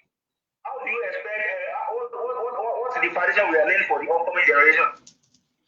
Okay. Now, let's go back to international sabotage. There will always be international sabotage. There will always be. In all countries, we have these guys exist. What is are we in Africa? Are we united? But that's, brother, these are reflections, and that's the reason why we are talking about solidarity, and that's why we start educating. This is the past of what we all know is a problem. We don't have a media that is talking about, but now we have it. You have the Pan-African Daily TV. We didn't know about our history. Now we have guests that know the history and they're telling us. Now, we didn't have that kind of education. Now is the time that we're saying that Africa is rising. We're not going to look back. We're going to look forward, because now we have the historians giving us the facts. It's for us to get united. We need to be united now and be ready for the change of on the continent. Do you get me? I get it right. Oh, yeah. So, brother, be rest assured your fears are addressed already. Thank you very much for your contribution.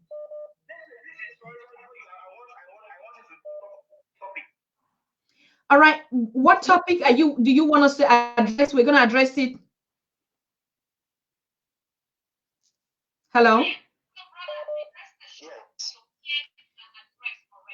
Yes.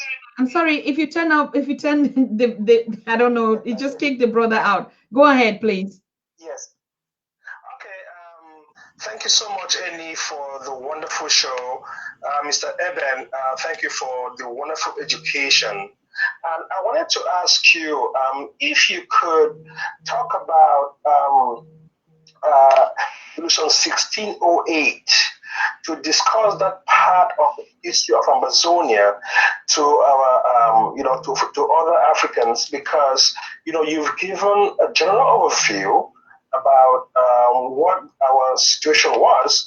But again, please, I think you would, at this point, educate people what that Ambaonia was actually independent, and talk to them about Resolution 1608. Thank you so much for the work you do. And Mama Amy, thank you so much for the wonderful job that you're doing. We are very, very indebted to you, giving us education of our history. Thank you very much. And who are you, brother? My name is Isaac. I'm calling from Fairfax in the United States. Okay. Thank you so very much, Dr. Isaac. Now we know who is speaking. All right. Article 16.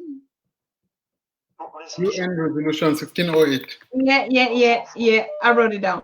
Thank you very much. We're going to address that. Thank you. But just to remind you, Mr. Eben is not going to be here for the last time. He's going to be a mentor on this program, and he's going to get a permanent slot coming in to educate us, because he has the whole history of Africa's conflict, not only Ambaonia, but like you heard him say. So even these articles and getting down to the pieces of Ambaonia till today, he's still going to break that, but he's going to answer this one right now. Thank you very much. Let's do it like this. Let's just do it like this, Eben, because the calls are too much. Just note down the questions. Yes. I'm also noting them so that at the end you can address all of them. Some might be repeating or some are coming in different forms. Are we okay? Let me grab a notepad. Yes. Let's just put the questions down because they're just too many, and a lot of calls are coming in. We don't want to, to cut someone out. Hello. Yes, hello. Yes, you are saying it. I've been trying, and I'm very happy I finally come through. Am I on the show? You are on the show, one-on-one. Oh, okay. You've got a wonderful panelist today. Speaking about Ambaonia, I'm calling from Germany. I'm Dr. Awa. I'm also from Southern Cameroon, Ambaonia. Okay. And I don't need to say much about Ambaonia. I think he has said it all. But what I really want Africans to know about Ambaonia, we are the most Pan-Africanist people in the continent. Our panelists said it better. It will not say it better. We are. How can I say it? You are a shining example. You are running a Pan-Africanist TV. And then we've had PLO Lumumba come to Germany and meet African people through your platform. We have had Dr. Arikana talking to Ambazonians again and again, passing on their TV. So we are Pan-Africanists. Correct. Africans, our brothers in Africa need to understand our problem. We can be Pan-Africanists when we sit down, if we want to build one Africa, we sit down together and discuss how we would build it. The problem of Ambaonia is black-on-black colonialism. We have been colonized by a black African country, and so Africa has always talked about colonialism, but understanding that it is the whites, it is the Europeans that colonize Africa. But to them, it is strange, but that is what we're experiencing now, an African country colonizing another. Mm-hmm. Okay, now that said, I think I just wanted to make this point in passing because our panelist is saying it much better than me. But as a Pan-Africanist who is now fighting to be independent, I think that the is the first week. I will take over the Ambazonian struggle. We had the anthropologists, we had revolutionaries, many of them. But the moment it's even was created, Southern Cameroon broadcasting that was able to educate all the people. And the African mind was open and liberated. The Ambazonian mind was open and liberated. You know what happened? I mean, people got up. And so we Africans, we need this education. I don't know if the Pan-Africanist TV is only on the internet, but if it is, then we have work to do to make it grow and be the voice of Africa. You see, Africans are becoming in talking about CNN, talking about BBC, talking about this and that. We need an African channel that every African in the globe will listen to us. That's the first thing. The second thing I think that we need is people have also come up and talk about the Amnesty International, the UN, the EU. I think that it is now time, it is not tomorrow.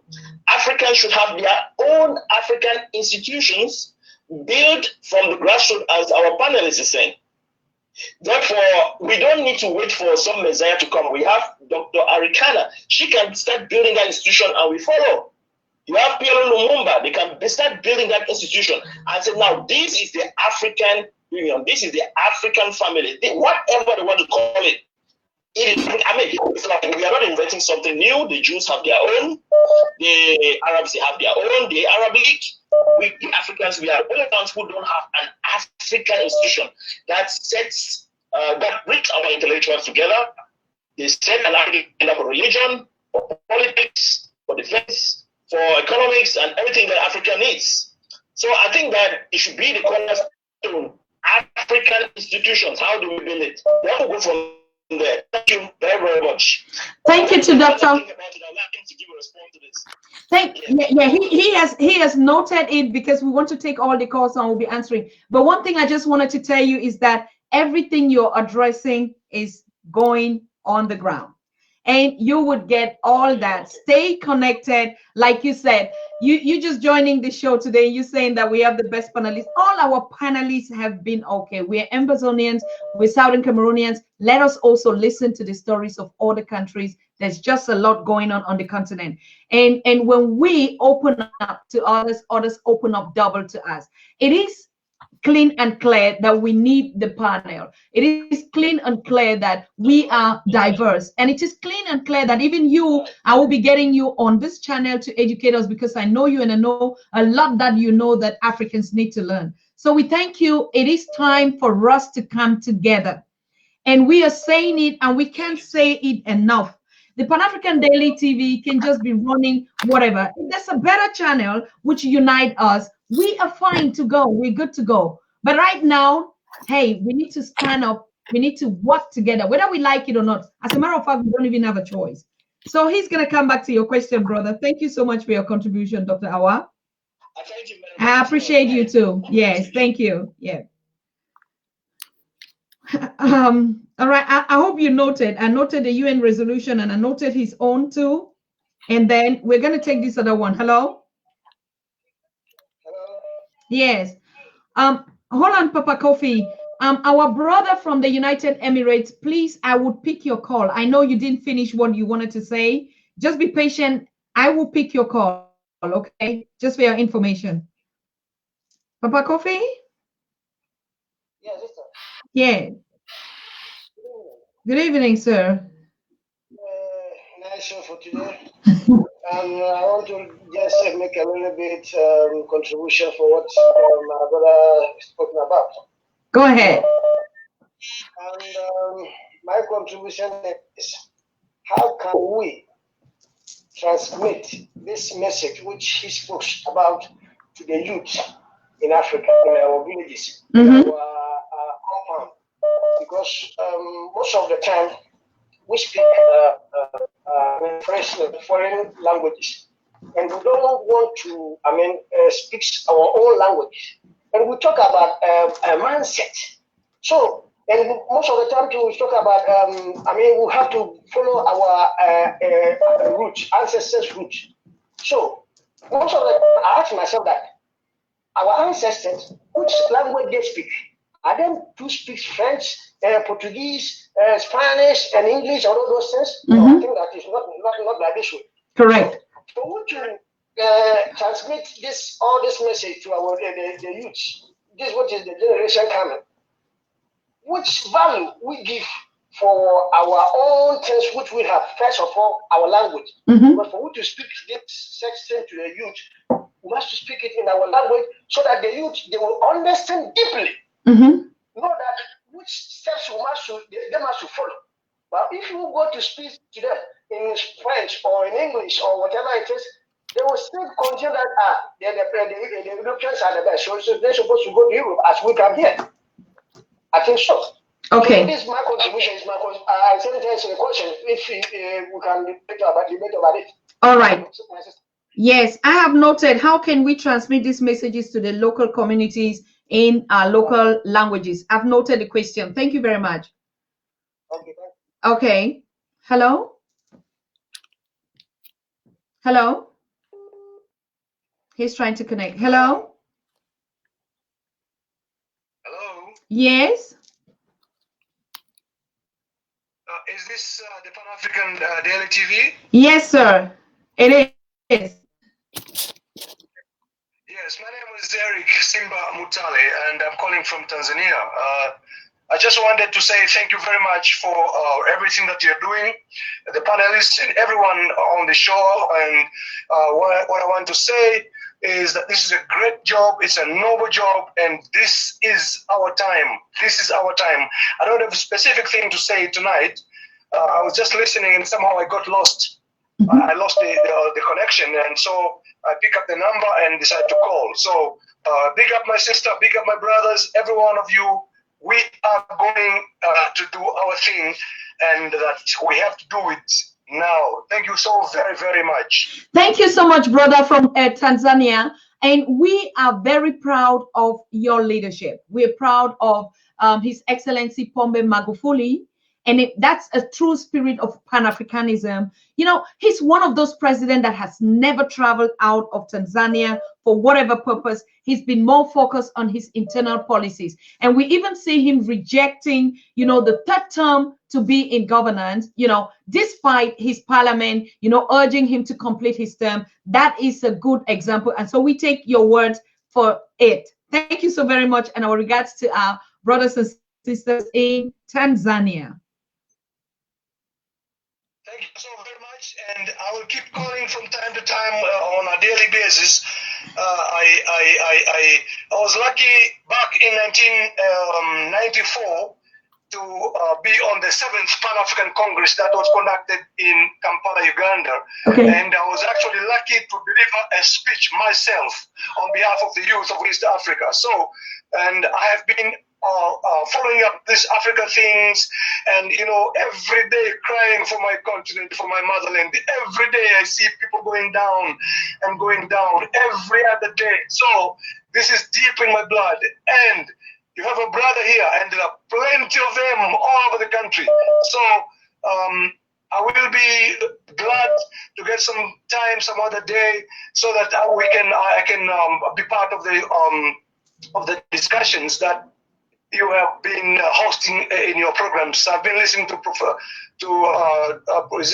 Jaja, Lumumba, all of these people, you know. So, and I'm grateful to my sister Sarah Jane. Okay, I think the connection out there, we lost him. It's yeah. Okay. We got him. Let's take this other call. Hello? Hello, how are you, ma'am? Fine, thank you, sir. Good. You're speaking to Washington here. Okay. I've been trying to get through, but finally I've made it through. I'm just going to be very short. Yeah, I'm just going to be very short. Thanks to the gentleman that is actually educating us, giving us a very insightful lessons about what is really affecting us as Africans. But yes, it seems as if the journey is still long, because yes, we are talking here, and as I'm picturing from our conversation as we're trying to digest here, it's like we still stand divided. We still have got East, West, and South Africa. Mm-hmm. Now, when are we going to have one board that represents Africa as a whole continent? Because the problem that we're facing, to be honest with you, affects us all as Africans. Correct. We don't have identity. We are just a board. We just people. Everywhere we go, we are undermined because one, we are not one as Africans. We stand divided. Like I'll tell you the current things that are happening in Zimbabwe, where I was born. People are being abducted. People are being killed. People, they've got no freedom of expression. The economy is collapsing. The leaders are corrupt to the core. Everything, they've got no shape. It is only the very few that are benefiting, and the majority, the bigger picture, is falling apart. People are hungry. People are everywhere.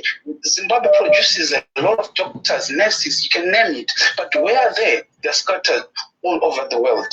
They cannot even benefit from their own country. What the gentleman sitting there has to say about such kind of situation? How do we tackle such kind of problems going forward? As it is now, I'll tell you a good example. South Africa is a neighboring country to Zimbabwe. They are feeling the pain of having all the Zimbabwean people living in South Africa. But what are they doing to help that country which is collapsing? Nothing. If you listen to other brothers and sisters as they walk around their brothers from Zimbabwe, they're calling them names. But what are you doing to better your own brother before you can even think of fighting your biggest enemy that you don't know what guns he are using to fight you? Okay. We've got a problem. We've got a problem. We as Africans, we need to first love each other, accept each other, and understand our problems. Our problems are bigger than just talking. Yes. We are talking, yes. We are bringing in vital points, yes. But are we putting a system in place to tackle the problems that we are facing? Nothing is done, or should I say less is done to fight the problem than what is happening divided. We stand as a mockery to the world, because now I was actually happy 2 days ago, Britain apologized for being a participant to slavery trade. So if Britain can lower themselves and say we do apologize for participating in such an evil act, what stops us from uniting as one Africans and fight and say, let's love each other as Africans? how are they going to respect us if they are respecting what they did and they are admitting their wrongdoings, but we cannot admit that I am black and I need to look after another black person? Okay. Thank you very much, brother. Yes, thank you. We're going to address this concern, but before we address it, I just want to make it very clear to you. We don't give a damn what Britain says about being sorry. And being sorry is not an example. Being sorry is no word that any African even wants to hear. Now we are on the track of liberating ourselves, brother. This is the time, whether the world likes it or not, or even we Africans like it or not, we're going to be united. Just keep in touch. There's a lot going on. It's not just, it's more than just talking. We have never had this kind of conversations. We have never had this kind of history coming up. It is the 400 years that the chosen people of the planet had been in slavery and they are liberated. And from 1816 to 2019 or 2020 is 400 years. So begin to believe in this Africa that is the past that you're still talking about. Brother, we've passed that level. We're not talking about that anymore. Now we're talking about something else. Just stay on track and you'll be proud of the Africa that you want to see, okay? Yeah, I wanted just to say, maybe we should understand what it means when we say charity begins at home. That's true. We're doing that, brother. We're doing it. Before we can, thank you very much, ma'am. Let me not waste the time for No, it's okay. It's okay, brother. It's just that I didn't want you to stress it so much because we are on the same agenda. I understand how frustrated all of us are, but we are on it now. It is the time now. We're not going back anywhere. Give Africa at most 10, 15 years. Everything you're talking about is history. Hello? Hello? Yes.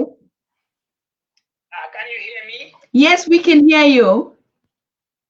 Yes, my name is Juengimpe and I am originally from Sudan, but I'm now in Canada. Okay. I called that.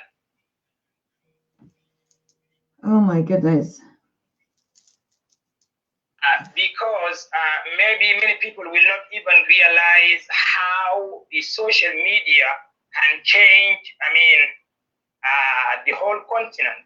Because like, as I was telling you the other day that we in Sudan, maybe many people have heard about the Sudanese revolution and how we in Sudan have been able to use social media and particularly Facebook to unite our people, because we are all victims of racism. We are all victims of division.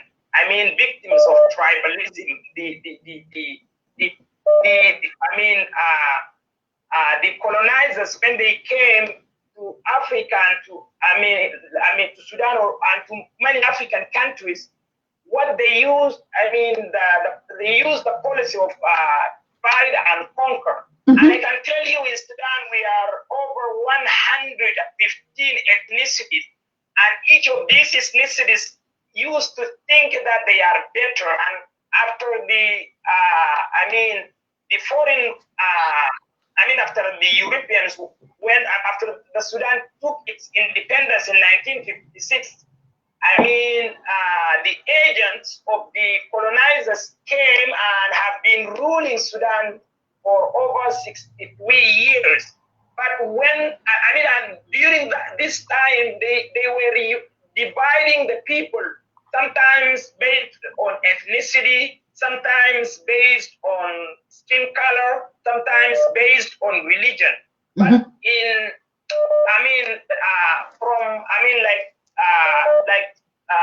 from 1990s up to now, and particularly from 2000 up to now, the people of Sudan, after the social media appeared, we started like knowing different things, and we, especially the youth and the young generation, started thinking in a different way. We have discovered how the world is living, and we have found out that it was a lie. So we started raising awareness among the Sudanese people. And all the people who were like enemies of one another are now united. I can tell you that the absolute majority of the people of Sudan who used to hate one another, who used to think that they are enemy, that tribe is their enemy. We are now united as brothers and sisters, and even though we have changed the government, there are still some agents of the colonizers. They're still there, but we are continuing. Sometimes it takes time, but I just want to encourage you, please do what you are doing through this TV, through, raising awareness. You are going to do great things. And one more thing that I want to add is that we can't continue blaming others. Now is the time that we need to start doing something. Correct. If we do not allow, if we do not allow people to use us, to enslave us, to treat us bad, let me tell you, nobody is going to treat us bad. Correct. Because that now the ball is on our side. Correct. It depends whether we are willing to play in a right way or not. Correct. Nobody is going to use us. And remember that the absolute majority of the African leaders, they are bad, and they are simply agents of the foreign powers, agents of colonizers. So we need to unite our people. We need to start using this social media to spread message.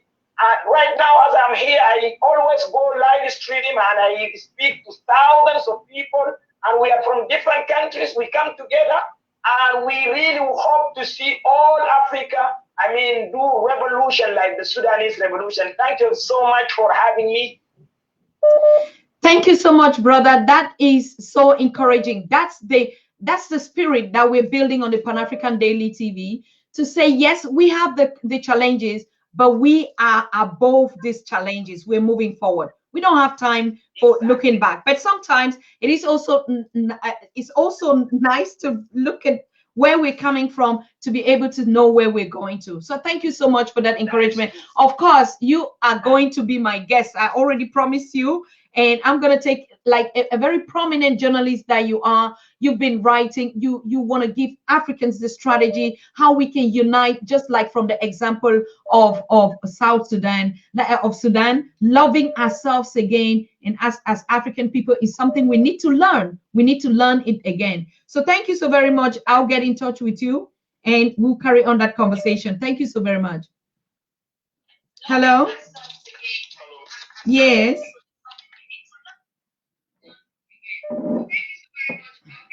Hello?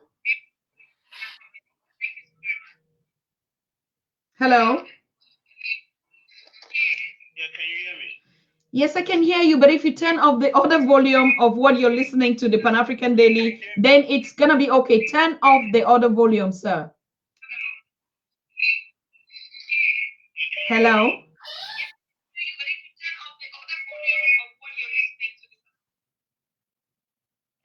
I'm sorry, Eben. I think we'll take this one that you begin to address, and then we see how we go forward, please. It's too much. Hello?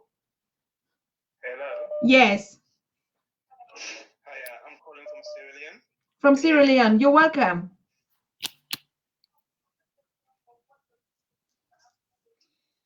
Go ahead, brother. We're listening to you. Okay, yes. Just few things anyway. By the way, I just want to say congratulations to everyone that's taking part, and I appreciate the contribution that you guys are making towards Africa. It's just a shame that we don't have a bank, that we can actually, understand each other instead of speaking this colonial literature. It's just a shame. Yes. But moving forward, again, so in brackets, I just want to say we need our own identity. Again, we do have an identity, but we've just lost it, or it's just somewhere hidden somewhere. We just need to kind of go back and, bring it back from the woods. That's the first thing I want to make clear. And then secondly, Professor Piolo was in Sierra Leone, I believe in 2018, I believe.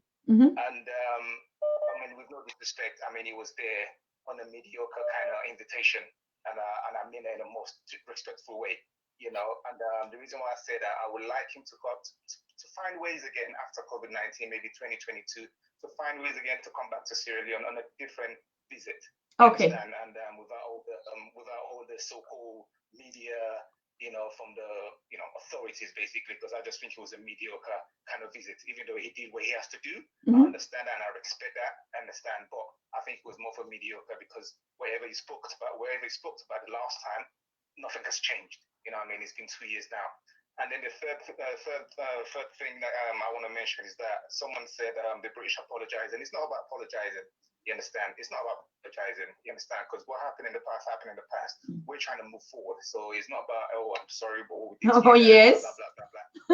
We're not going back. You understand? We need to go forward. Correct. And I want to say greetings to the gentleman on the show with you there, and keep doing what you're doing. And as much as it's annoying to hear it over and over again, but we need this kind of message every day. Because, yes. If we don't talk about it, who else is going to come and talk about it? And corruption is not going to go anywhere for now, but we need to keep kicking the doors down until one day it will break through. Correct. And that's my contribution on Sierra Leone, and I hope one day after COVID-19 that Professor will make way back to Sierra Leone on a different kind of visit. Okay. Maybe 2022, 2023 towards the election. So all right. You can actually see what I'm talking about. All right. One love, stay black. Stay African. Thank you, brother. Thank you so very much. I will take this last call, and then we allow Eben to address the issues, because I think in order that we don't get lost, but we'll still take your calls and we record them. Hello. Hello. Yes. Hello. Yes. Do you hear me? Yes, we're hearing you. Thank you for giving me this opportunity to express my idea. My name is Suleiman Abdallah, and I'm from Darfur, Sudan, exactly. But right now I'm in France.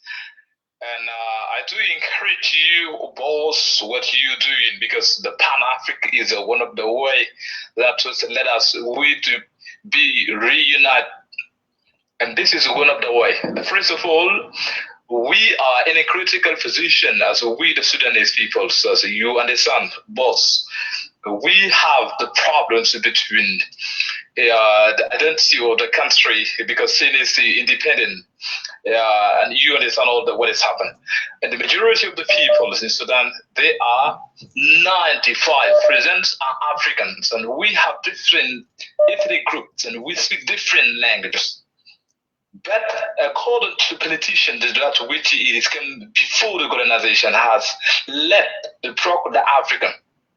And we hope that the Pan-African will continue on, even will come inside the Sudan, to try to explain all what has happened. Okay.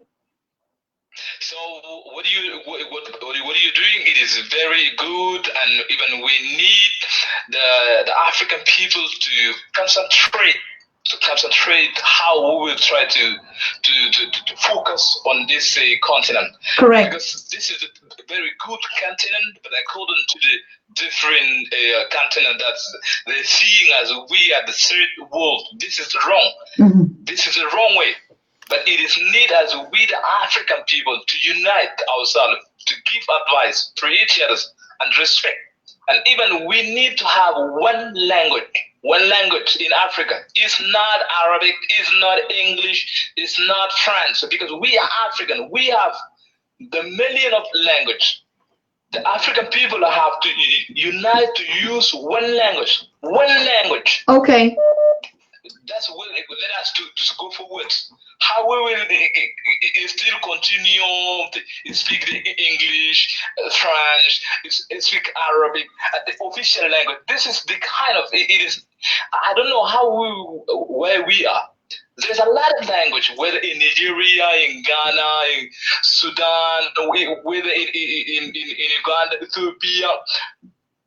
The African people must have to come in one place to choose one language, one African language. It's not the foreign language. Okay. To try to concentrate on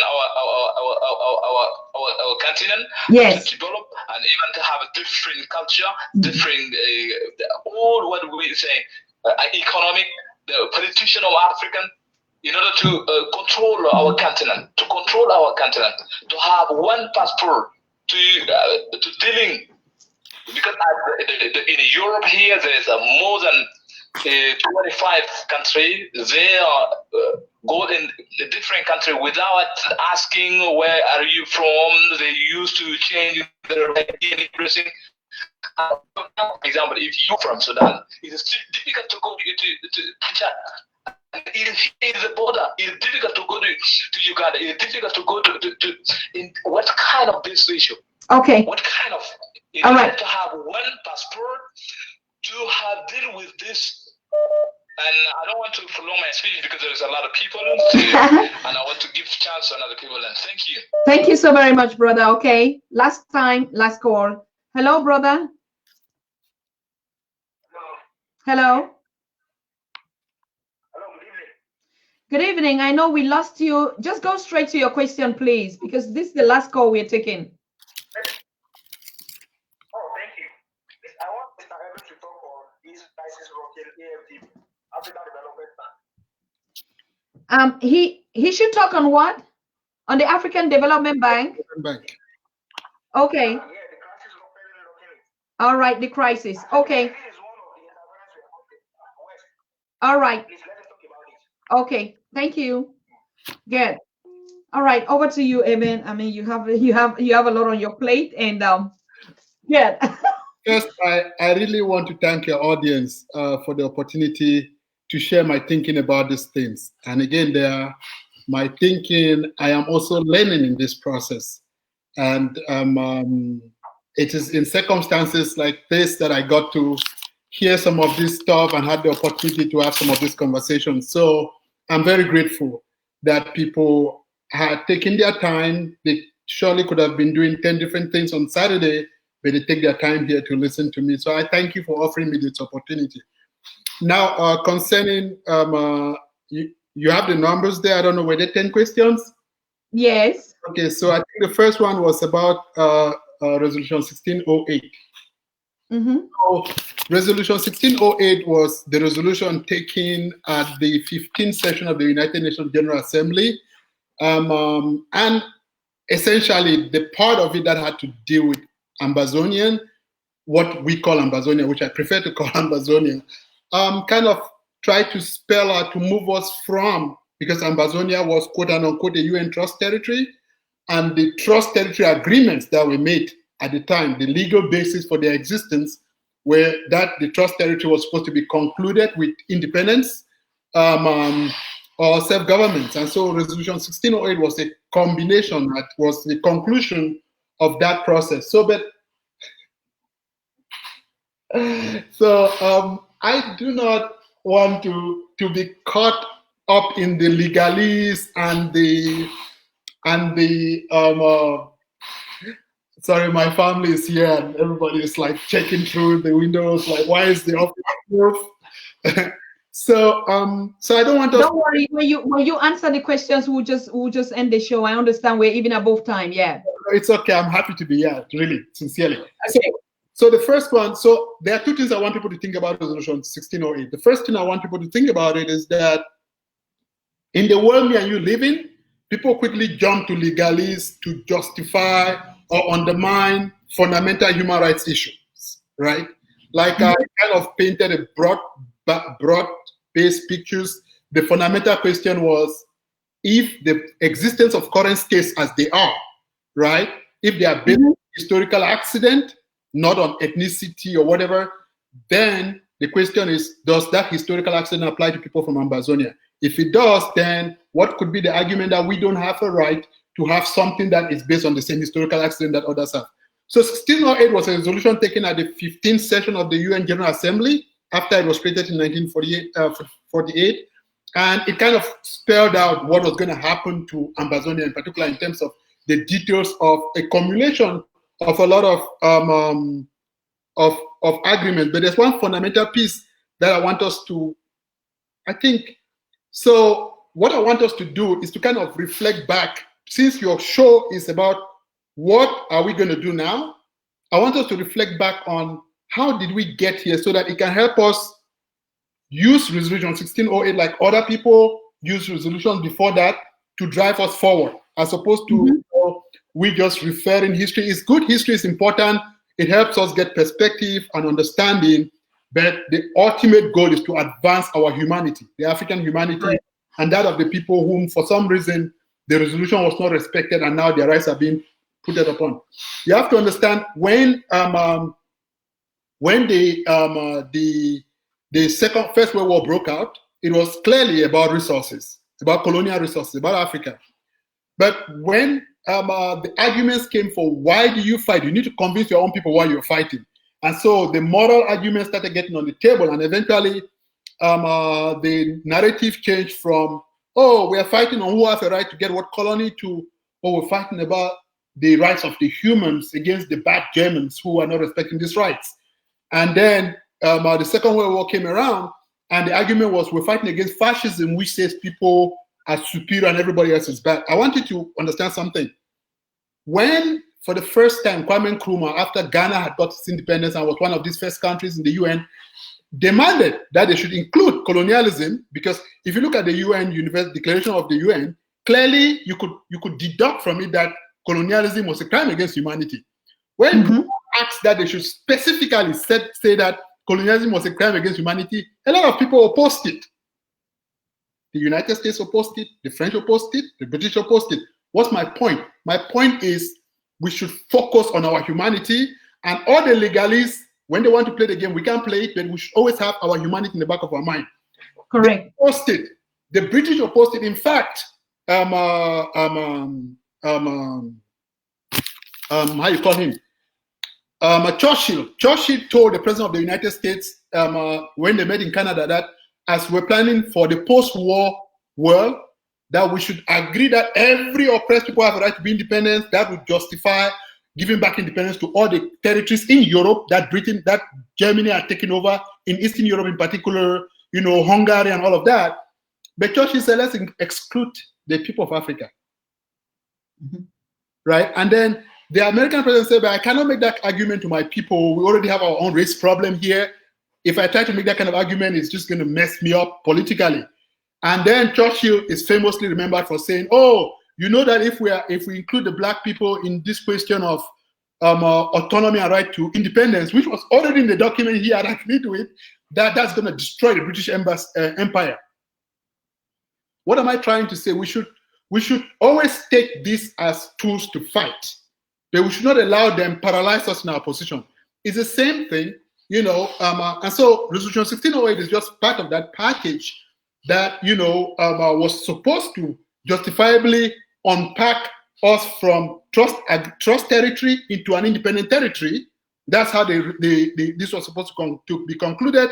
But if you look at Resolution 1608, the language was so, like I was telling you before, how Amnesty International says things like, oh, the protest in Togo has gone violent, instead of saying the Togolese army has killed peaceful protesters.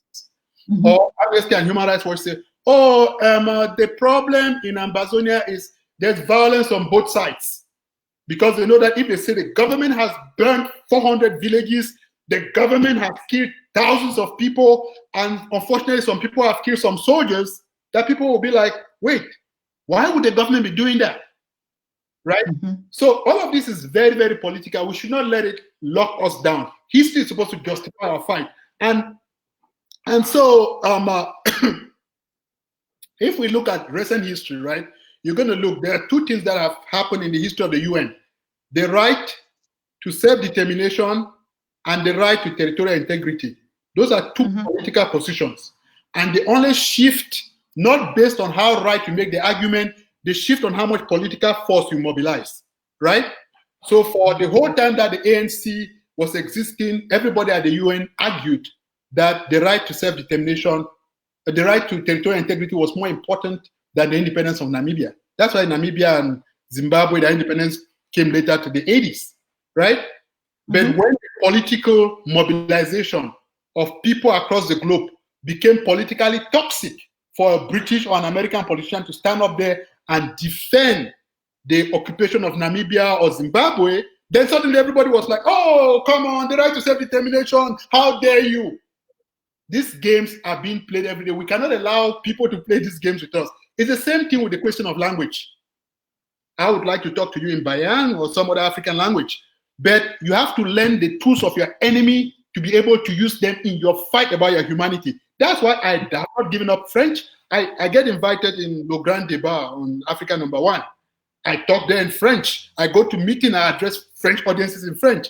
But because I'm able to spend my time reading what is happening in France, talking to organizers in France, I know their language. I'm able to figure out when they are playing games. I'm able to call them out. That's not because French is anything for me, right?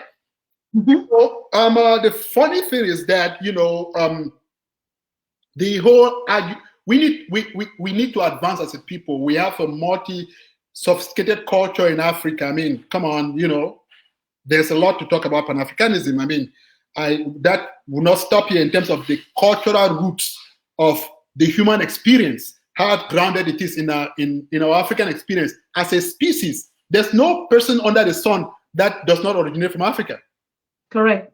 So the argument that, you know, somebody is more civilized than me is a joke, right? Or like, I remember somebody once said to me, well, why don't you, there used to be times when I wore only dashiki, you know, and I wore my head rasta when I used to live in Europe, and I wore only African outfit. And then one of my uncles once saw me and I was dressed different. He said, why did you stop that? I said, I didn't stop it, but I refused that people who used to run through the jungles in Europe barefoot to teach me how to dress, because the Africans wore clothes first before the European. Correct. And he said to me, well, you know, we're copying European civilization. I'm like, listen, the African domesticated food in Egypt before the Europeans. So don't let somebody who came down the road later on to tell me what is civilized, what is not. The African wrote first before the European, right? Their great philosopher, Socrates, went to school in Egypt, right? Even though they came back and burned down the library in Egypt, he went to school in Egypt. So for you to tell me that some Greek civilization is supposed to teach me anything, I will tell you that you should ask Socrates what he learned in Egypt, right? When it was a total Kemet black community over there. So those questions, we can get into them. But the fundamental question is right now, right here, where we are, our community is being abused, exploited, and attacked and assaulted, and we have to use everything in our toolbox to fight them. If we need to learn their language, we will learn it, right? Ambazonians, the African Union has totally fizzled out. The only time the African Union shows up is when they hear that the United States is trying to do something. That's when the chairman of the African Union goes to Cameroon and says, oh, everything is fine. We don't need the US to talk anything about it. I go to the US embassy and the US, you know, government to lobby, advocate. I mean, most Ambazonians that do advocacy work here know that I'll call them. Why am I doing that? It's because I know that the same thing with the South African apartheid, right? For years, all of us sang Free Mandela and everything. Nothing happened. When the United States sanctioned apartheid, it was over. We need to figure out the centers of power and play them and fight them and manage them with the focus of freedom and empowerment of our people. And people can talk that in the long term and broad strokes, but it all comes down to organizing our communities. So, for example, the brother was asking like, okay, so how are we going to do this? I like the fact that he explained, he used the word, it's about African people. It's not about African institutions. The institutions should come to serve the people. If African Union is messing up, I don't really care about it. I do fight it, except I realize it's irrelevant, right? I realize you have to understand it's very funny. The French fought the African Union until they took control of it. Now they don't fight it anymore. When the African Union started under Kwame Nkrumah and everything, the French created the Gabon Protocol that was run by the Gabonese president, whom the French were using him to fight the African Union under Nkrumah, right? Today, the chairman of the African Union is the former minister of Chad, a French neo-colonial republic, right? So now he's the same person that is going around, you know, playing all these games. So I'm sorry that I seem to have rambled at that point, but on Resolution 1608, I don't want us to get caught up in the bits, but just like I said, Resolution 1608 justifying Nkrumah. This is how Nkrumah finally got the UN to accept that colonialism was a crime against humanity. When the Soviet Union got into a fight with the United States, and this is all in the context of you have to use the tools of your enemy every once in a while against them to advance your own cause. The same way I will advocate at the US Congress, and I'll ask my friends in Germany to advocate the German government. It's not because I don't know that the German government will stand by the French government anytime against us. Correct. Nkrumah realized that the Soviet Union was in a situation that was complicated, and the Soviet Union said, okay, We agree that colonialism is a crime against humanity. And now the United States was forced to be cornered to vote against the country that claims the advantage they have against the Soviet Union is because they are humanist, freedom, and now they have to go on the record against the freedom of the Africans. That's how the United States was forced to vote for it. Okay, and that's how the end of colonialism became a legal law. Nkrumah played the power role. We have to understand that there's all these games going on. We Africans have to learn to play and fight and talk at the same time, as they themselves call it. So that's the way I see the 1608. That's the way I see the language issue. On the question of the European being 25 countries and free passport and everything, that's secondary. Right now we organize with La Voix de Sans Voix from Congo. We organize with Revolution Now in Nigeria. We organize with Indymedia in Kenya. We organize with Kebekecha women group in the Ogoni region in Nigeria. That's the kind of things we need. We need to build this relationship with various grassroots organizations. That Correct. Is the kind of African unity should not be about we waiting for the presidents of Africa to come together. I mean, we tried that. It didn't quite work the way we hoped. People were assassinated. We remember Thomas Sankara's famous speech, if we don't work together, they're going to assassinate me before next meeting, and they did. They assassinated him before next meeting, as he had prophesied by himself on camera. So I think I would end there. I hope I was able to touch all the questions about African, and then the issue about Britain apologizing. We stand for restorative justice. If I stole your car, I'm going to copy an African sister who gave a very beautiful analogy in a meeting I was a couple of days ago. If I stole your car in daylight, everybody saw that I stole your car. For me to tell everybody that I'm going to be bringing milk from the car to you every day for the whole life of the car, that is ridiculous. I need to give you back the car. Of course. The cow, yeah. Instead of saying, oh yeah, I'm going to be bringing him back the milk, or to say, well, I'm so sorry that I stole your cow, but I should just keep the cow. That makes no sense. The fact of the matter is that Britain did, the apology is kind of flimsy, it's just a political game. That's why Britain is one of the countries that's supporting the Cameroon regime in their annexation, because they signed a new gas deal over there in Britain. The economy is going to contract 8%, and they're looking everywhere for resources. Africans need to stay focused. It is about the African people, and all these institutions, we should look at them like tools in the toolbox. Right? If the Pan-African Union can be empowered to do stuff, fine. If it cannot, we throw it out. The same way they were trying to bring a single currency in the region. The French tried to use, Ghana to, not Ghana, Ivory Coast to disrupt that. We throw it outside. If Liberia and Ghana are trying to push back, we support them. If Nigeria is trying to push back against the Chamber of Commerce, we support Nigeria. We're supporting Revolution Now in Nigeria. Is a Nigerian movement, of grassroots movement. So I will stop there, my sister. I apologize if I missed any person's question, and I'm ready to come back. And I really appreciate that people were able to give their time to listen to my cracky voice. Oh my God, cracky voice. Brother, you are awesome. I mean, and like I said, I'm so happy, and we're going to be having you here on these conversations, because it's not just only about Ambaonia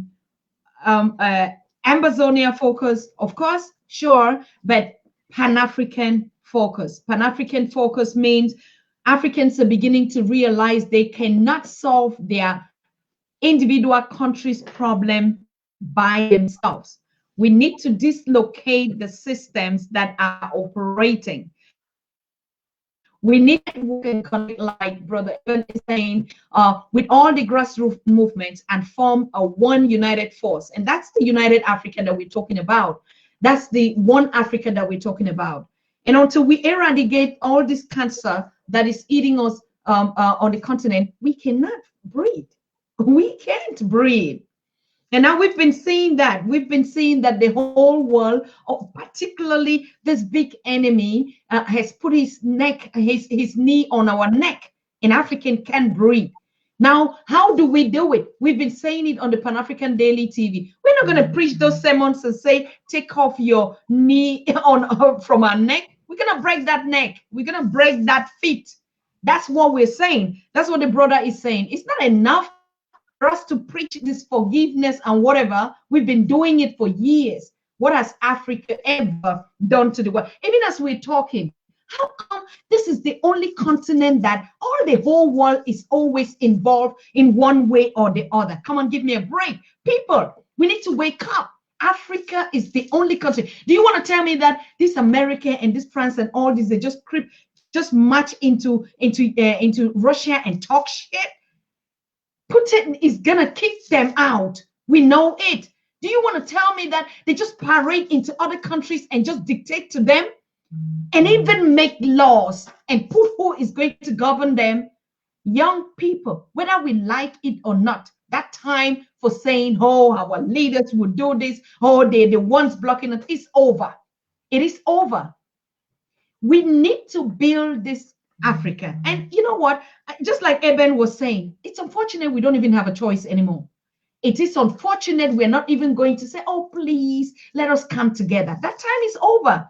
Nobody has that time to convince you, Africa, to build Africa. No, nobody has that time.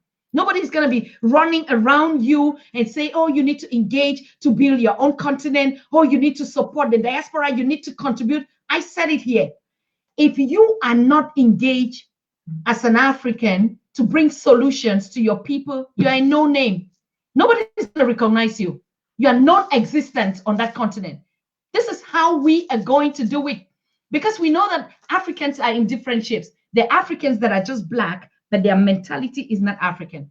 And like I'm saying it, brother, we thank you so much for being here. The message is clear. We're not going to go and beg people to support and be rallying people. Please support that time is over. Not in this generation, not in these days. After post-pandemic, Africa is going to move forward with you or with no you. It has never taken 1.2 billion people to liberate a continent. I've never seen that. I've just seen only one focused leaders with a common vision and the same people with a vision liberating. And you're still even talking about those that are talking. Hey, I can guarantee you, not even those that are talking will liberate this continent.